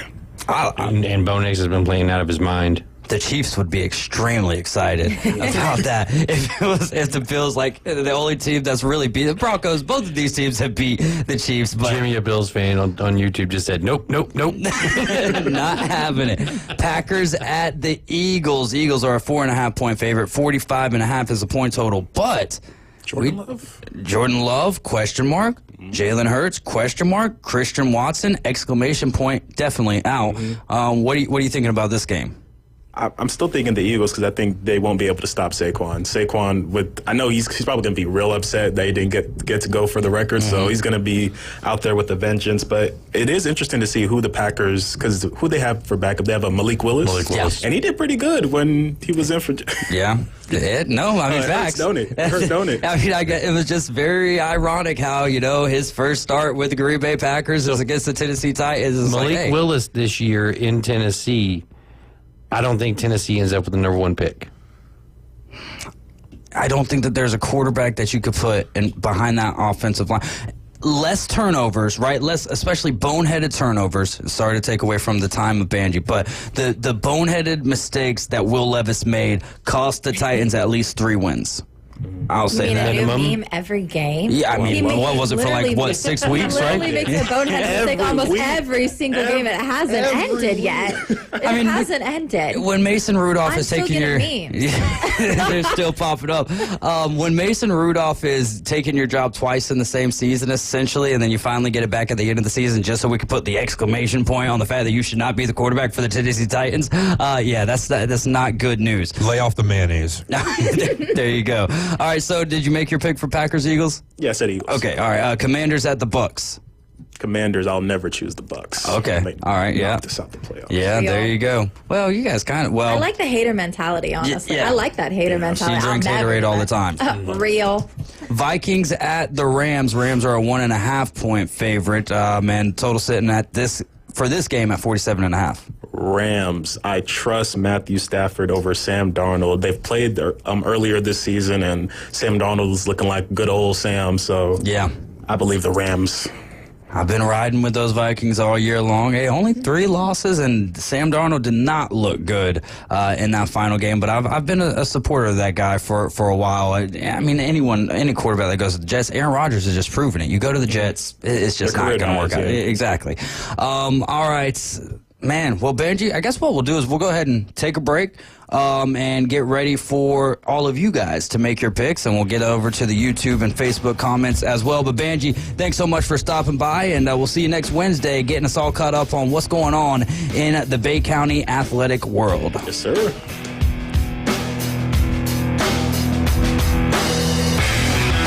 home for college football. ESPN Northwest Florida. The college football playoffs continue Thursday with Notre Dame versus Penn State in the Capital One Orange Bowl. Coverage starts at 6. Then Friday, semifinal action with Ohio State versus Texas in the Goodyear Cotton Bowl. Airtime at 6 right here on your home for college football on the Gulf Coast. ESPN Northwest Florida. Good evening. This is Joanna with your latest forecast on ESPN Northwest Florida. For tonight, clear and a low of 34 with wind 8 to 12 miles per hour out of the north. Sunshine tomorrow morning, a brisk wind and cool near 45. Sunny and 51 in the afternoon and evening. 63 and mostly clouds in the morning, followed by light rain with a moderate breeze Friday. This is your Wednesday's weather brought to you by Ellis Agency Insurance. Thank you for keeping that dial on ESPN Northwest Florida. Rely on it. The Women's Civic Club of Panama City Beach is celebrating 60 years of caring and sharing in our community with the Diamond Jubilee Gala Dance and Charity Auction. Come out, mingle with friends, dance to great music, bid on fun auctions, and support a worthy cause. The Diamond Jubilee Gala Dance and Charity Auction is Saturday, February 1st from 6 until 10 at the Boardwalk Beach Hotel and Convention Center, 9600 South Thomas Drive. For details, visit the Women's Civic Club, WCCPCB.org. Major Smokehouse is in a new location. Highway 77 North on the right just before you get to the Bailey Bridge in Lynn Haven. Same great local old school smoked meats like no other. Homemade side dishes and Brunswick stew that's out of this world. For carry-out catering and a family atmosphere for dining in. It's Major Smokehouse. Highway 77 North on the right before the Bailey Bridge in Lynn Haven. Open 10:30 a.m. to 8 p.m. Monday through Saturday. Closed Sunday. Major Smokehouse. Pound the like and crush the subscribe. Follow us on social media for the latest sports news, scores, and updates. Keeping you in the game. Now back to the Afternoon Underdogs, ESPN Northwest Florida.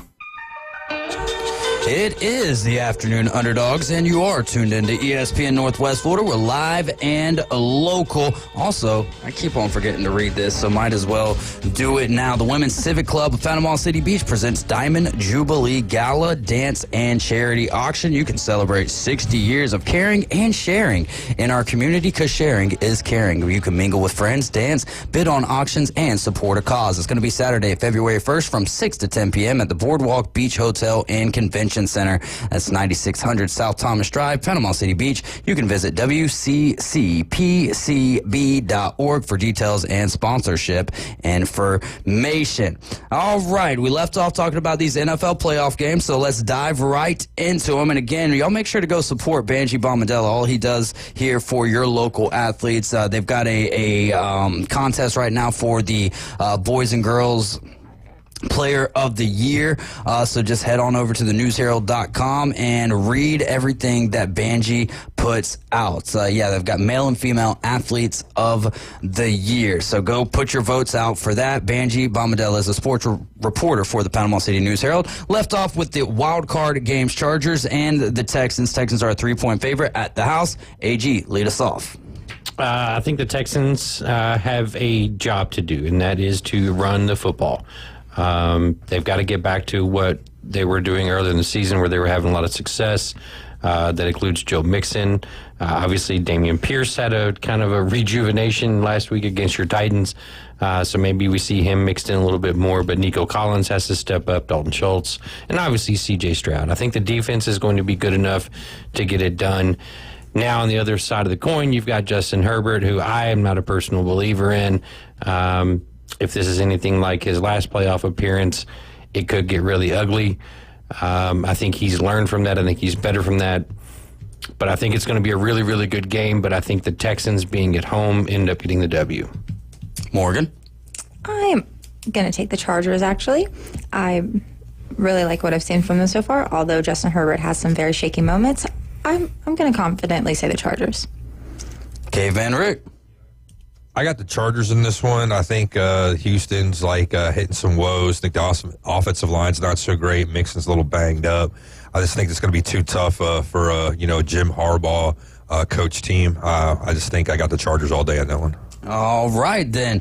I'm going to take the Chargers as well. The Texans are missing too much firepower. I don't think that this is a knock on C.J. Stroud. Obviously, his sophomore year is going to be a lot harder to live up to the hype that he had. Not the hype, the reality that he set in year one over there with the Houston Texans. And then obviously when you're losing Stephon Diggs, when you don't have Tank Dell and that accompaniment of three phenomenal receivers, honestly. That's a great wide receiving core. And for the Chargers to go 11-6 this year, I know that you're not a big fan of Herbert, but this is an opportunity for him to get a playoff win. Now, here's where it becomes a dangerous situation for Herbert. If they build this huge lead like they did a few years ago against the Jacksonville Jaguars, and then Justin Herbert, essentially fails his team and helps the other team win a little bit, that would not be good news for Herbert's future. But I think that Harbaugh likes what he has in Herbert, though, right? Yeah, I mean, he absolutely does. I mean, he talks him up every single chance that he gets, and rightly so. I mean, Justin Herbert has all the physical tools. Unfortunately for Justin Herbert, he doesn't know how to win yet. I just don't think you get out there as a head coach and just badmouth anyone on your team. What does that say to their morale either?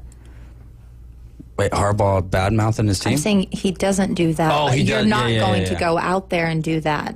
Because if I'm going to go talk to the media and I'm going to spew all this crap about you, I'm going to spew all this about you, and then you're obviously going to see that interview, and then you're going to think, wow, do I even really want to be here? Do I even want to try to perform for this team or this coach? I hate to keep going back to the Tennessee Titans, but Brian Callahan, for the first part of the year, was like, no, he's our quarterback. That's our guy. We're going to, ride this train till the wheels fall off. And then around, week 11 or 12, he's like, no, it's just idiotic. It just doesn't make any sense. Yeah, I guess there's a time and a place, but you're right. You don't, especially with your quarterback or your team in general, you don't want to be bad-mouthing those guys, but some people are motivated in different ways. So. I mean, Mike Elko kind of did the same thing with, and of course I'm going to bring it back to A&M, but he kind of did the same thing with Marcel and Connor, where whenever Connor, he started off very, very shaky. He was doing his best, clearly, but like I said, it's a mental thing. He came out in his interview and he was like, yeah, Marcel's the starter. It is what it is. But also, you guys are talking so much about Connor, and it's just absolutely disgusting. Like, some of the things these people are saying is downright embarrassing for the people who's saying it. And I totally agree with that mindset and mentality. And I like that coaching point, as if that's how you're going to address people. Anyways, AG, Broncos at Bills. Real quick, right over the Steelers and the Ravens. Real quick, Jimmy says... No, did I? I'm sorry. Yeah, it's okay. It's because I underlined it. Jimmy says, losing Diggs doesn't hurt a team. Chargers win. Hey, real quick, too, I just saw that the hockey game tonight between the Flames and the Kings got postponed because of the fires over in L.A. Yeah. They should just give the Flames the win, yes? That's a nasty narrative. I'm here for it. Oh, man. That one's right up there with kicking babies, but it's Caveman Rick. Stick it to F8. There you go. Bone Crusher will love that. Bone Crusher will love it.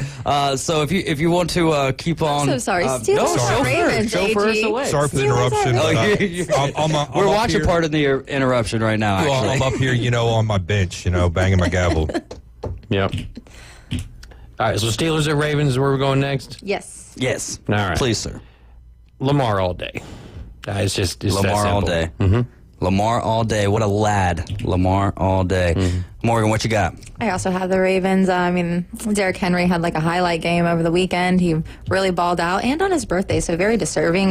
You're just not going to convince me to pick anyone other than the Ravens in a matchup against them. Lamar turned 27 yesterday. Yesterday, I think it was yesterday or something. Was it? I think it was 28, wasn't it? 28. 28. No, I'm pretty sure it said 28. Ooh, I would say 28. Actually, I think I would agree with Caveman Rick. It is 28 because he did this. Yeah, you're right. So it's 28. Yeah. 28. Fact check. 28. 28? 28. There we go. 3? Can we say 28? All right, Caveman Rick? Yeah, easy for me. Ravens, man. Derrick Henry's on a mission. He wants to finally win. He's out of Tennessee. He alone will probably beat the Steelers. Real. All right. For me, Derrick Henry all day. Just for the, glad that he's not a Titan anymore because of how this season went for him. Another 1,900-yard season, all-time touchdown leader rushing-wise for the Baltimore Ravens in a single season, right? Mm-hmm. Which is very impressive to do in year one. Obviously didn't have the same numbers as Saquon Barkley did, but I think that he brings a lot to the table, especially when you're talking about playoff football, and he's going to be on the best playoff team that he's ever been a part of, even though the Titans were the number one seed just a few short years ago, and he was a huge part of that. but we didn't. It didn't work out too well for us, especially because of the Bills were when y'all beat us, the Bengals. That was we played you on the wild card seed. Yeah, no, we beat the Raiders and then went to Tennessee. Yeah, that is true. Yeah, so that was the year. And Derrick Henry didn't play like the last 8 games, and that's why I was so excited about that game. Back, and then he came back, and we just fell flat on our face. Neither here nor there, because I believe Derrick Henry is going to have a huge run in these playoffs, and I think the Ravens take care of business against the Steelers. Do you think Mike Tomlin faces any type of blowback if they don't win this game? Caveman Rick? No, man. The guy still hasn't had a losing season yet. How can you knock the guy? Morgan, you think everything's good in the hood with Mike Tomlin? I mean, everything can be unicorns and rainbows. Could be.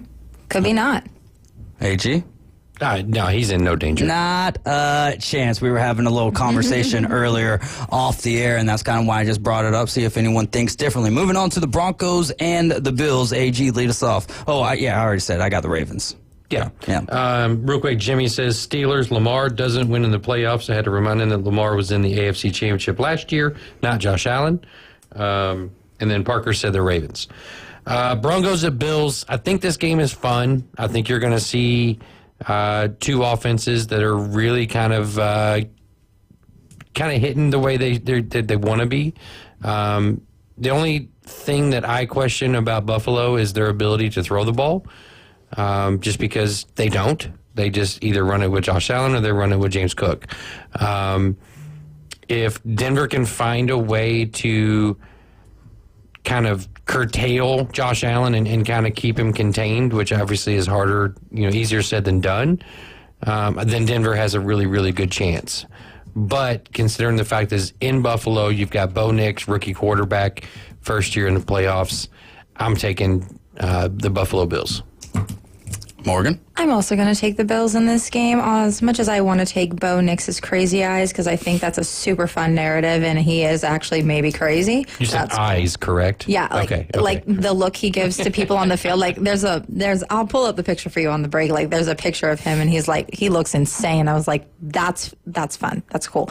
I think that's awesome, because I'm also insane. But I'm going to take the Bills just because I don't believe in the Broncos as much as I do, as a whole, as I do the Bills. All right, Caveman Rick. Yeah, the Broncos had their big win. They had like their Tim Tebow moment, I guess, if you will, with the Broncos Super winning Bowl last mention. week. Shutting out a team like the Chiefs, and I think the exact opposite might happen. They might get shut out this week. I mean, they got a pretty good team, but the Bills, they know how to win. They've been there before. So is Josh Allen. So give me the Bills. Pretty easy in this one. This one, when Banji picked the Broncos, I was like, I was not expecting anyone to really pick the Broncos in this game, but it is, the wild card round of the playoffs, and the Bills, have been known to not live up to the expectations. Yeah. Execution kind of mention? bungle it a little bit. To Clemson. Yeah, to Clemson. Yeah, we'll use we'll use whatever adjectives we get. Hey, if you want to throw them in there, if you want to go, it's Bama Vanderbilt. It's golly, man, I still can't believe that. Anyways, I love the pick there from Banji, but I think the Bills take care of business.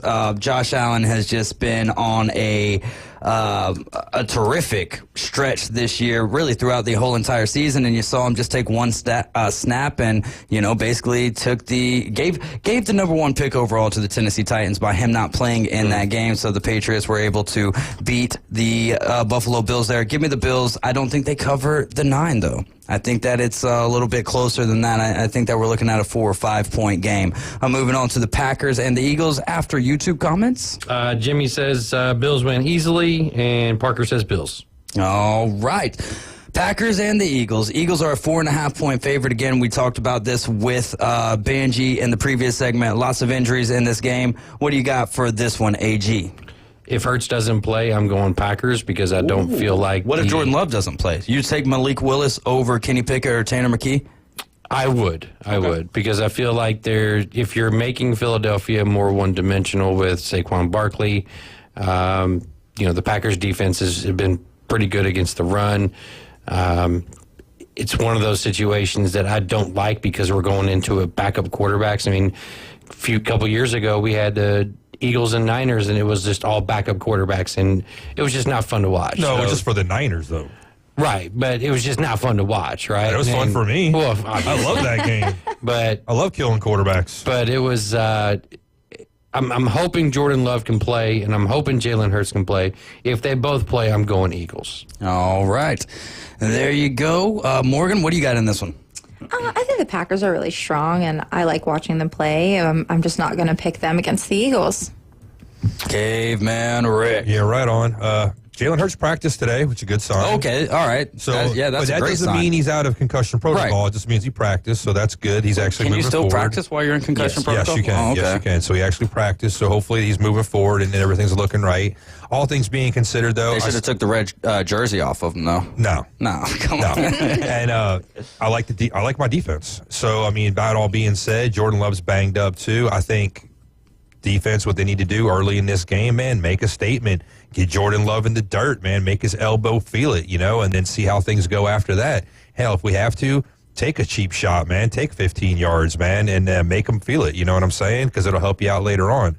Don't want to say, do anything like really malicious, but, nothing wrong with, That's called the Steeler way. Putting a little hot sauce on it, you know what I'm saying? Forget who the quarterbacks are in this game. If neither one of them play, you've got Josh Jacobs and Saquon Barkley. Josh Jacobs has been having an absolute year as well. And then Saquon Barkley, come on. Like Saquon, 2,000 yards. He's like Derrick Henry right now. He's been like in jail, basically, man, like in penitentiary, you know what I'm saying? Not being able to be, like, let free. Now he is. You don't think he's going to want to run all over the place, and he's going to want to make up for those years over in New York where he really didn't do anything? Yeah. Saquon's hungry. They did have a playoff win 2 years ago, but he might have been out for the season. Might have been. So, like I said, he wants to make up for that time he lost in New York. He's going to have a big game, I think, in this one. There you go. Man, I'm really excited about this game. I think that this is one of, when you look at the Steelers and the Ravens, the Steelers are a little bit more, they run the ball to get the play action going, right? But Najee Harris, big running back, and the combination of Jaylen Warren going up against Derrick Henry and the Ravens, and, I mean, the best run offense in the entire league. Did we go backwards? Yeah, because Packers and I'm not Eagles. picking that. I'm trying to make the comparison of the run. Like, these, to me, are some of the best playoff running games, like team versus team, and the way that they run the ball. I like The that. mindset, And yes, it's. I think that the games are going to be very similar. And so in this game, I got to go with the better running back, right? And I love Josh Jacobs, but Saquon Barkley right now is the best running back in the league, and I don't think it's very close as much as I love Derrick Henry as well. But Saquon Barkley just has a little bit Younger, more man. ability. Fresher legs. Well, that as well, but also what he can do out of the backfield via catching the ball. So give me the Eagles here, and I think that they cover 4.5, especially if Jordan Love doesn't play. But I mean, if you're a quarterback in this position, concussion protocol, you don't have a choice. But if you can move your elbow, if you can move your arm, as a quarterback, it's gripping the ball, though. It's like the nerve. Right, no, I know. That's what I'm saying. Yeah. If you can but if you got to wear a glove to be able to do it, if you're a quarterback in this position and your coach says that you can go, the medical staff says that you can go, you're going to go, right? So I like the Eagles, though. I like Unless the you're Eagles Anthony moving. Richardson. Well, that's Then you just, don't go. Commanders Bucks here. Jimmy says, Eagles win easy, no Watson, and Love a question. Even if Love plays, he's not 100%, and that's not good enough to beat the Eagles. Parker says, Eagles, Barkley going to make a statement. Commanders Bucks, I think this is probably the most fun game on the docket, if you ask me. You've got two, high-powered offenses that are just going to be going at it. Both of them's defenses have question marks. The really kind of like the underlying storyline here for me is if Marshawn Lattimore plays, now you get Evans versus Lattimore again. Let the boys kiss, please. Let them kiss. That's just going to be so epic to watch. But, I mean, here you have Baker Mayfield, this resurgent career, and then you've got Jaden Daniels, arguably the offensive rookie of the year, going head-to-head.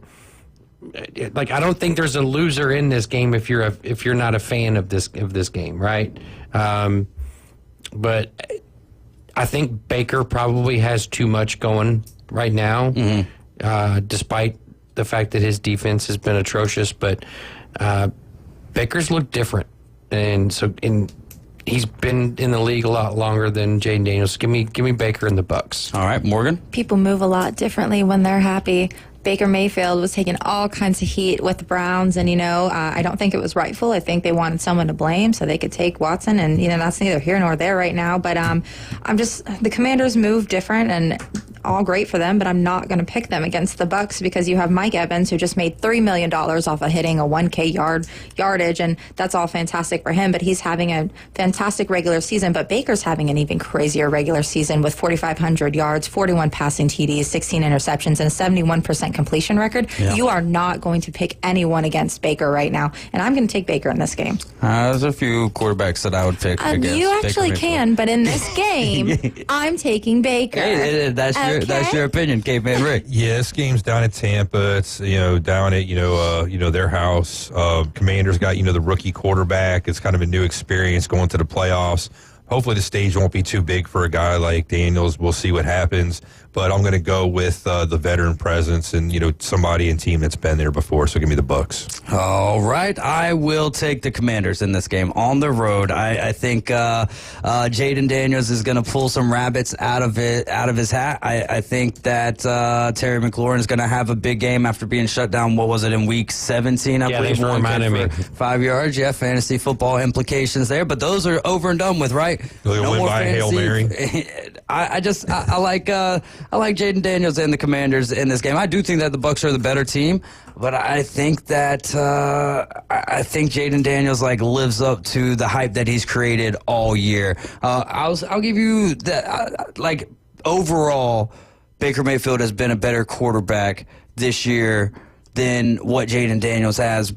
But I think Jaden Daniels is a better overall leader. I think the guys in the clubhouse love Baker Mayfield, but we know, how much Jaden Daniels as a rookie being able to do this and, having Zach Ertz and some of these guys, just really believe in him. I'm going to go with the He's got a higher ceiling than Baker Mayfield. No doubt. Baker's got the better floor, though. Baker Mayfield has a better story, though, to this point, you know what I mean, kind of starting over there at Cleveland and going over there to the Rams. Even if you go back to his college career as he was a walk-on and stuff like that, he's always been the underdog kind of guy. And the places where he's been kind of given the keys and he's been saying, hey, be our savior, he's failed. But where people have told him, hey, you're not going to do it, look what he's done. Only time he has failed is when he tried to run from the cops.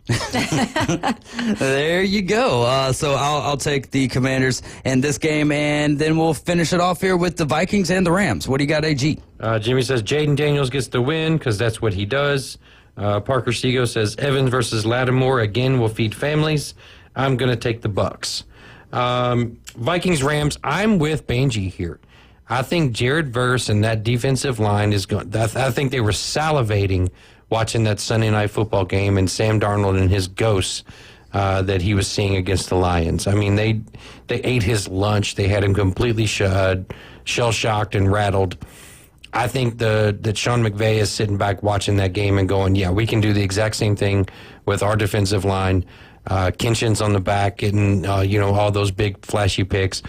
The only thing that scares me about this game is if Matthew Stafford continues to be scared to throw the ball downfield because Cooper Kupp hasn't been the same guy. Nakua's getting, short targets and this and that. And they have Kyron Williams that they're not leaning on. And I don't think they've scored 20 points in the last 4 weeks. So that scares me, but I'm still taking the Rams. All right, Morgan? All fantastic points. Lions versus Vikings. Dan Campbell was all gas, no brakes. He did not take the foot off their necks once, and I love that because love to see that kind of stuff. I did want to see a Vikings celebration, but I do agree with everything AG just said. I'm going to go Rams here.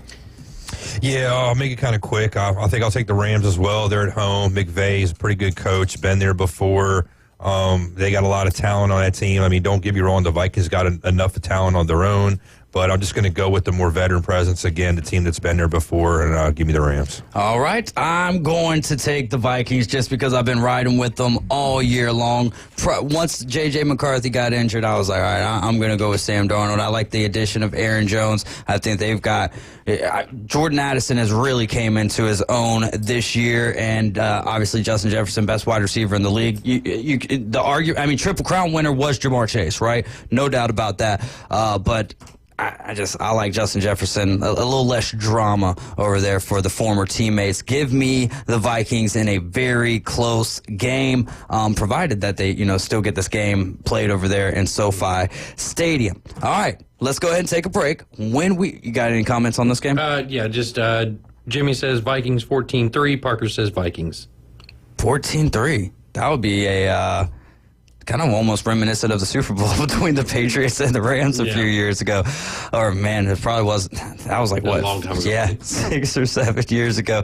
All right, let's take a break. And when we get back, we're going to let Morgan take the lead here as we talk about this Joy Taylor Fox lawsuit and all that good stuff. So, yeah, representing Perry and Young is Morgan Hilliard.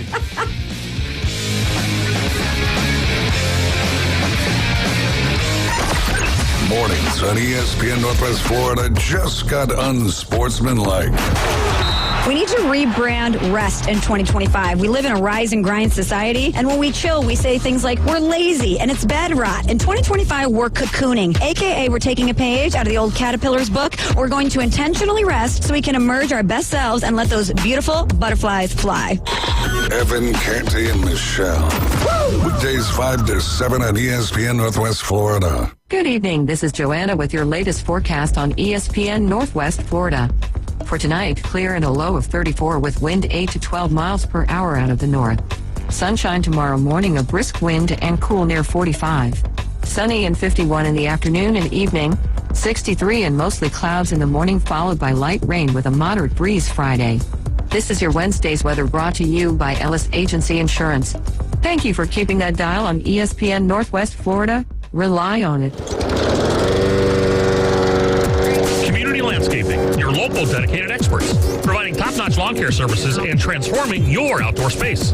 Expert mowing and trimming, precision edging and blowing, irrigation solutions, hardscaping designs, and even low-maintenance artificial turf. Community Landscaping, your full-service landscape design and maintenance company in Panama City Beach, Inlet Beach, and 30A. Call Community Landscaping for a free quote, 850-704-5267. Construction is wrapping up on Panama City's newest Oyster Bar. The Local 115 opens in December on Harrison Avenue. Local drinks, local sports, and local food. Delicious oysters, crab cakes, steamed seafood, gumbos, salads, paninis, wings, wine, and cold beer. Nothing fried. That's right. No fried foods at Local 115. Amazing local food with an exciting local sports and mural theme. Eat like a local at the Local 115. ESPN Northwest Florida. The Afternoon Underdogs. Call in with your questions, hot takes, and rants at 850-215-6290. I'm sure that most of you have used a dial telephone before. The Sports Talk Monster. ESPN Northwest Florida. This is your final segment of the afternoon here on the Afternoon Underdogs. You've been listening to ESPN Northwest Florida, 104.3 Panama City, 101.9 in Port St. Joe. We are your home for Auburn Tiger basketball on ESPN Northwest Florida. I'm David Hayes, along with Adam Goff, Morgan Hilliard, and Caveman Rick. And Morgan is about to take a stab at this lawsuit that is brewing between, what's her name? I'm just going to let you take care of all of that. Not even Joy Taylor. I'm talking about the actual plaintiff in the situation. Nusheen, I believe, is her first name. But Morgan Hilliard actually, works in the field of law. So she's a lot more understanding what these things actually mean than what I am. So go ahead. This is a weird one to talk about. Before we dive in real quick, I just want to say that the Aggies beat Texas last week, 80-60, and they had 2 dunks against them, one wide open and one on their heads. Love to see that, especially at home in Reed Arena. Those are my favorite things. My second favorite thing is Tyreek Hill saying that he's leaving Miami with a post-game interview of, "I'm out, bruh." Okay, real. I guess, own your business. But I thought that was really interesting. He has already changed his profile picture on Twitter, so we will see where he ends up. But I would love to say that Tyreek Hill, you are probably the next Antonio Brown. Welcome to the Cowboys. FS1. I was waiting for my laughs. FS1, here we go. So if you're not educated on this Fox Sports drama, I actually sat down earlier this week and I read the entire complaint. Fun fact, it is only 42 pages, but of those 42 pages, 20 of them... Only 42 pages? Is that how you look at that? Because when I was scrolling through, I was like, golly, when is this thing going to end? The document was 73. Did you read all 73 of those? Of course I did. But That's it's so exactly weird what how I they do it, because it's like the first little bit is kind of like reading a story.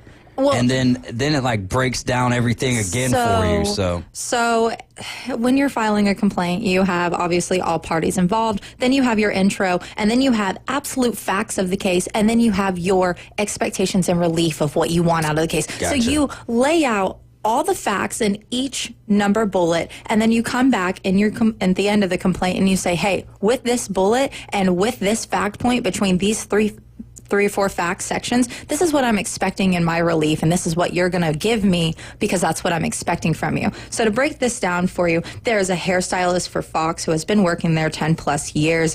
She got her foot in the door through someone else who was also a full-time employee at Fox, and he brought her into this limelight, so to speak, and she happened to befriend a one and only Joy Taylor. Joy Taylor is a bartender at the time, and she is also trying to get her foot in the door. This all goes back to early 2010s, but she's also trying to get her foot in the door to be on the air. And she's also Sean Taylor's sister, by the way, right? Yeah. Yes. So get her foot in the door and, be talent is how they're described in this complaint. So I like that word, though, talent. That is a great way to describe what these people do. That's very fun.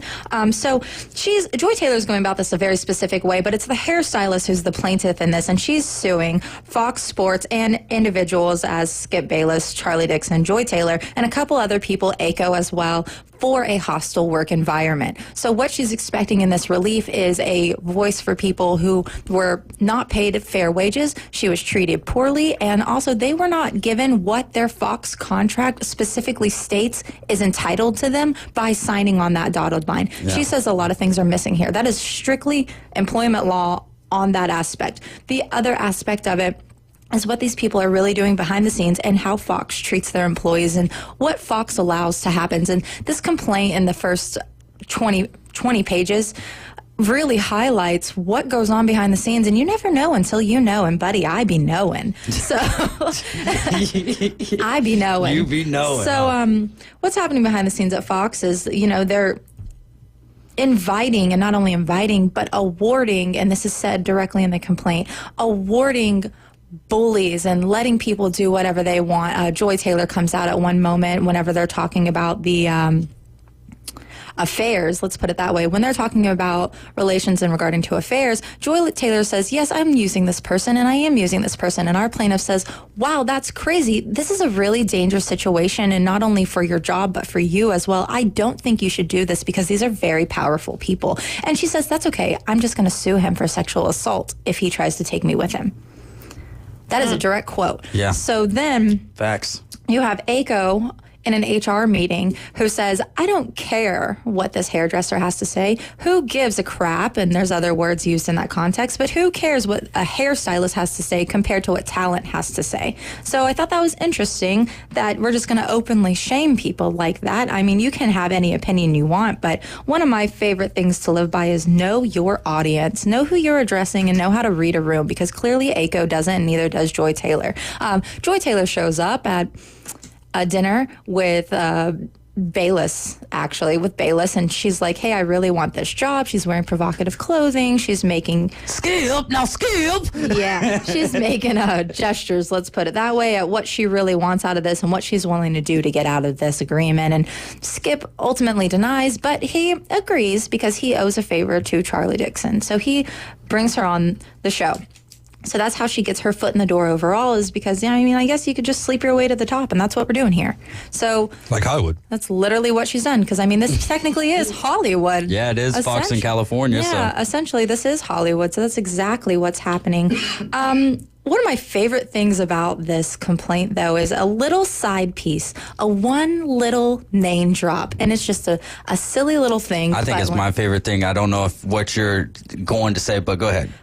I want to know if you're right or wrong. when Colin I say Cowherd. this. Yes. Like the fact that he, like, yes. So he gets this little name drop, and the plaintiff openly says, this person was always really nice to me. He was very respectful to me. And there was a bit on Twitter earlier this week when all this drama was circulating. It was like, Colin, he goes to work, blasts his horrible takes, and then goes home to be loving to his wife. Yeah. What a legend. And it's like Colin smoking a cigar. Yeah, I saw that picture of it. That's what, kind of like the thing that stood out the most to me from the whole entire article is like you got Skip Bayless, like all of these guys are married, and like the Charlie Dixon guy who's a big wig over there, his wife was on the payroll to like keep her quiet. Yes. Skip, like the fact that Skip Bayless, which he wasn't really doing anything with Joy Taylor. No, he was going for the hairstylist. Yeah, he was going for the hairstylist, and like was brother like is a give you simp. like $1.5 million. He's like, the more you say no, the more that I want you. And it's wild to me, like, because I actually read all this. I felt like I was like, I don't know why I'm reading all this drama when I'm just gonna hear about it later.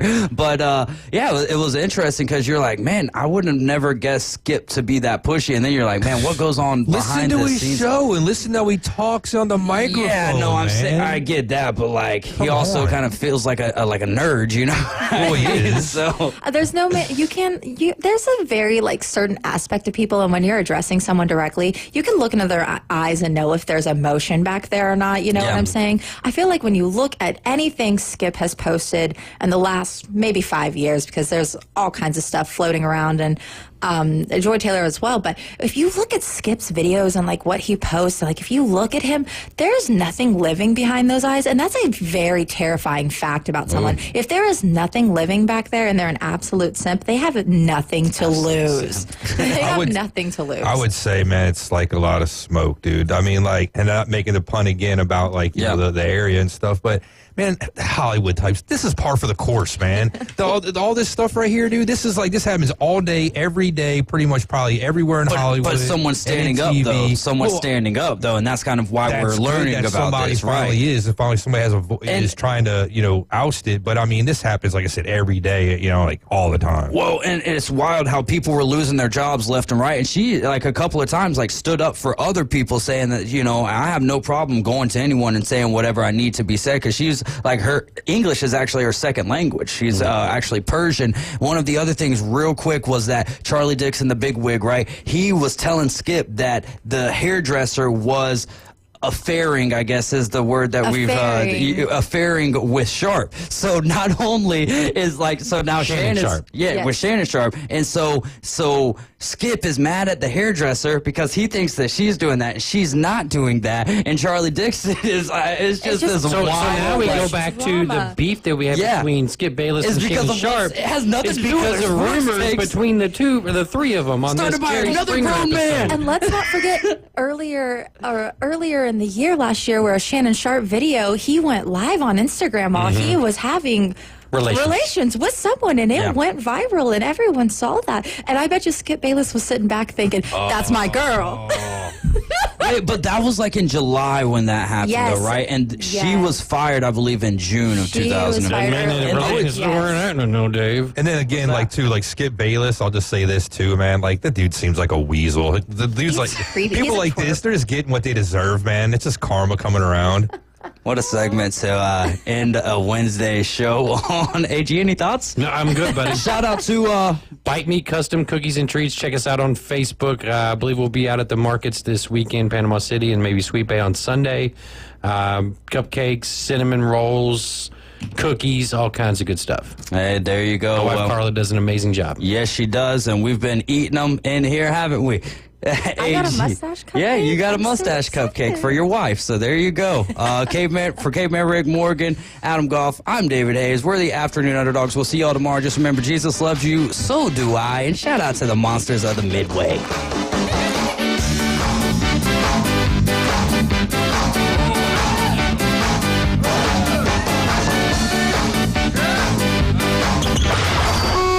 ESPN Northwest Florida, the Paul Feinbaum Show. Says the committee's not responsible.